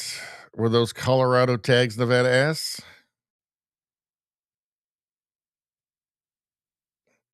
Trudeau Survivor says all women should show that amount of passion about their kitchen appliances as the dishwasher woman, the dishwasher Karen.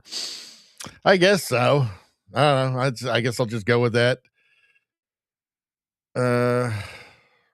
Izzy says he needs to come watch the show to get some good karma. Might be good for his soul. If he had watched the show and clicked like, he would have gotten his share of good karma, and that never would have happened to him. Let's see. No sandwiches for a week for him, Rosie says. She's made up her mind. She's made up her mind. That's just it now. No sandwiches for a week. Let's see. Rosie says 223 on X. Really? Oh, great. Well, thanks for watching, you guys. Awesome. It doesn't happen often, but occasionally we'll get a big bunch of people on there. That's why we posted on there, just in case. Trudeau Survivor says, can people on X post comments? Well, I think they can, but they don't. So I don't know why. Let me go take a look. Let's see. I'm just taking a look. 226 it says over on there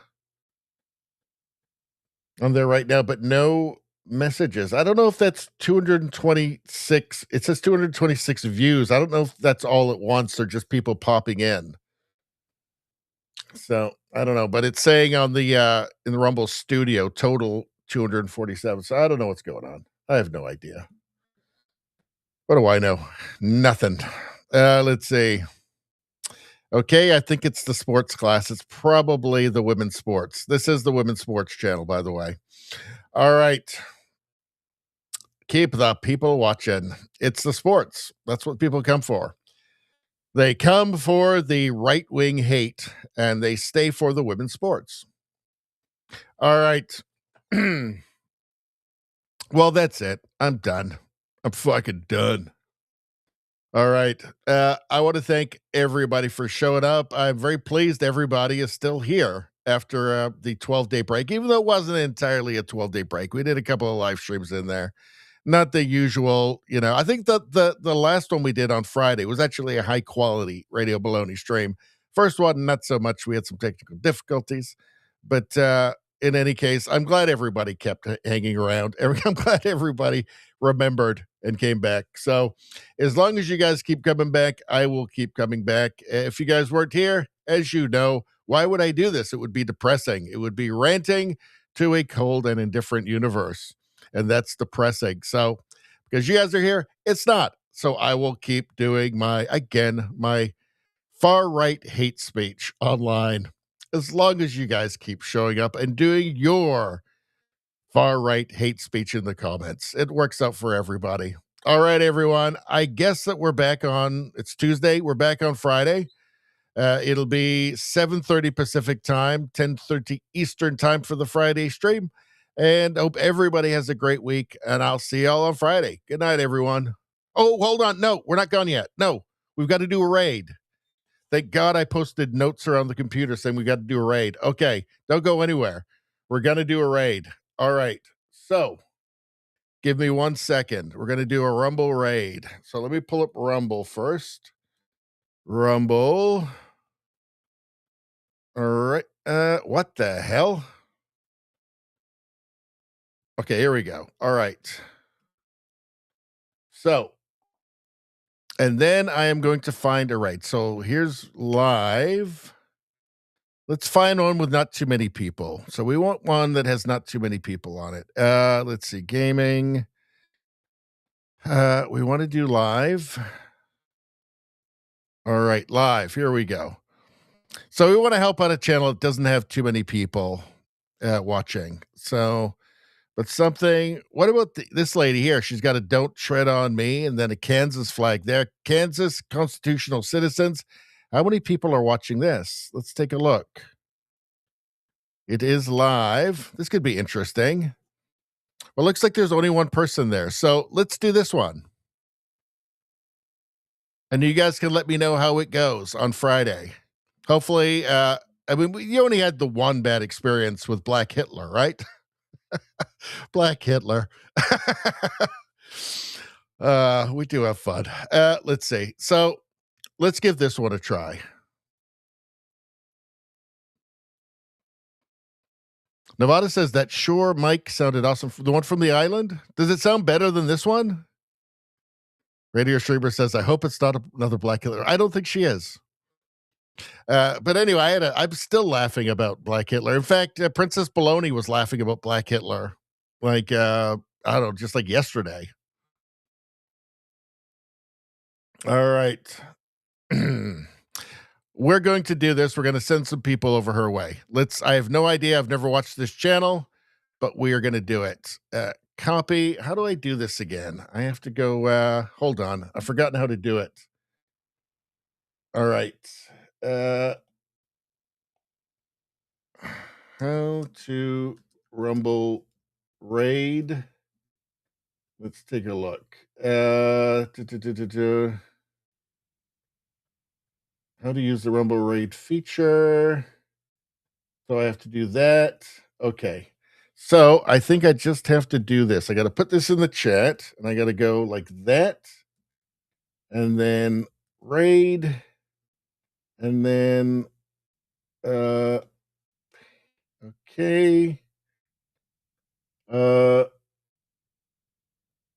Let's see if this works. Okay. Target can't be rated. Okay, so I guess we got to pick out another one. All right, let us how do we go back? There we go. All right, so we can't do that one. Let's see. Which one were you talking about? All right. Live. Let's view all of the lives. So I want to find one with not too many people on it.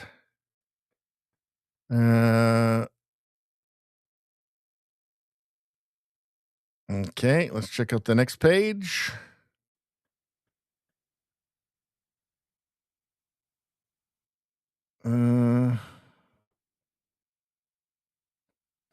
Alex Jones InfoWars Lab. It's only got 178 people watching it. Alex Jones. Let's do that. Let's just do Alex Jones. Let's do that.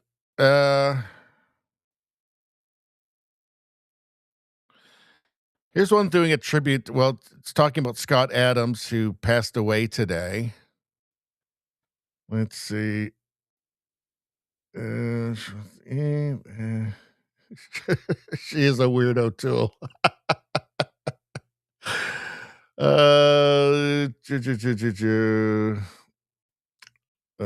All right, let's do this one here. Let's go here at Good Logic. Let's check it out. Copy, and let's try this one out. Raid, and then paste, and then like a space, and let's try this one out. Here we go. Confirm raid. Let's go.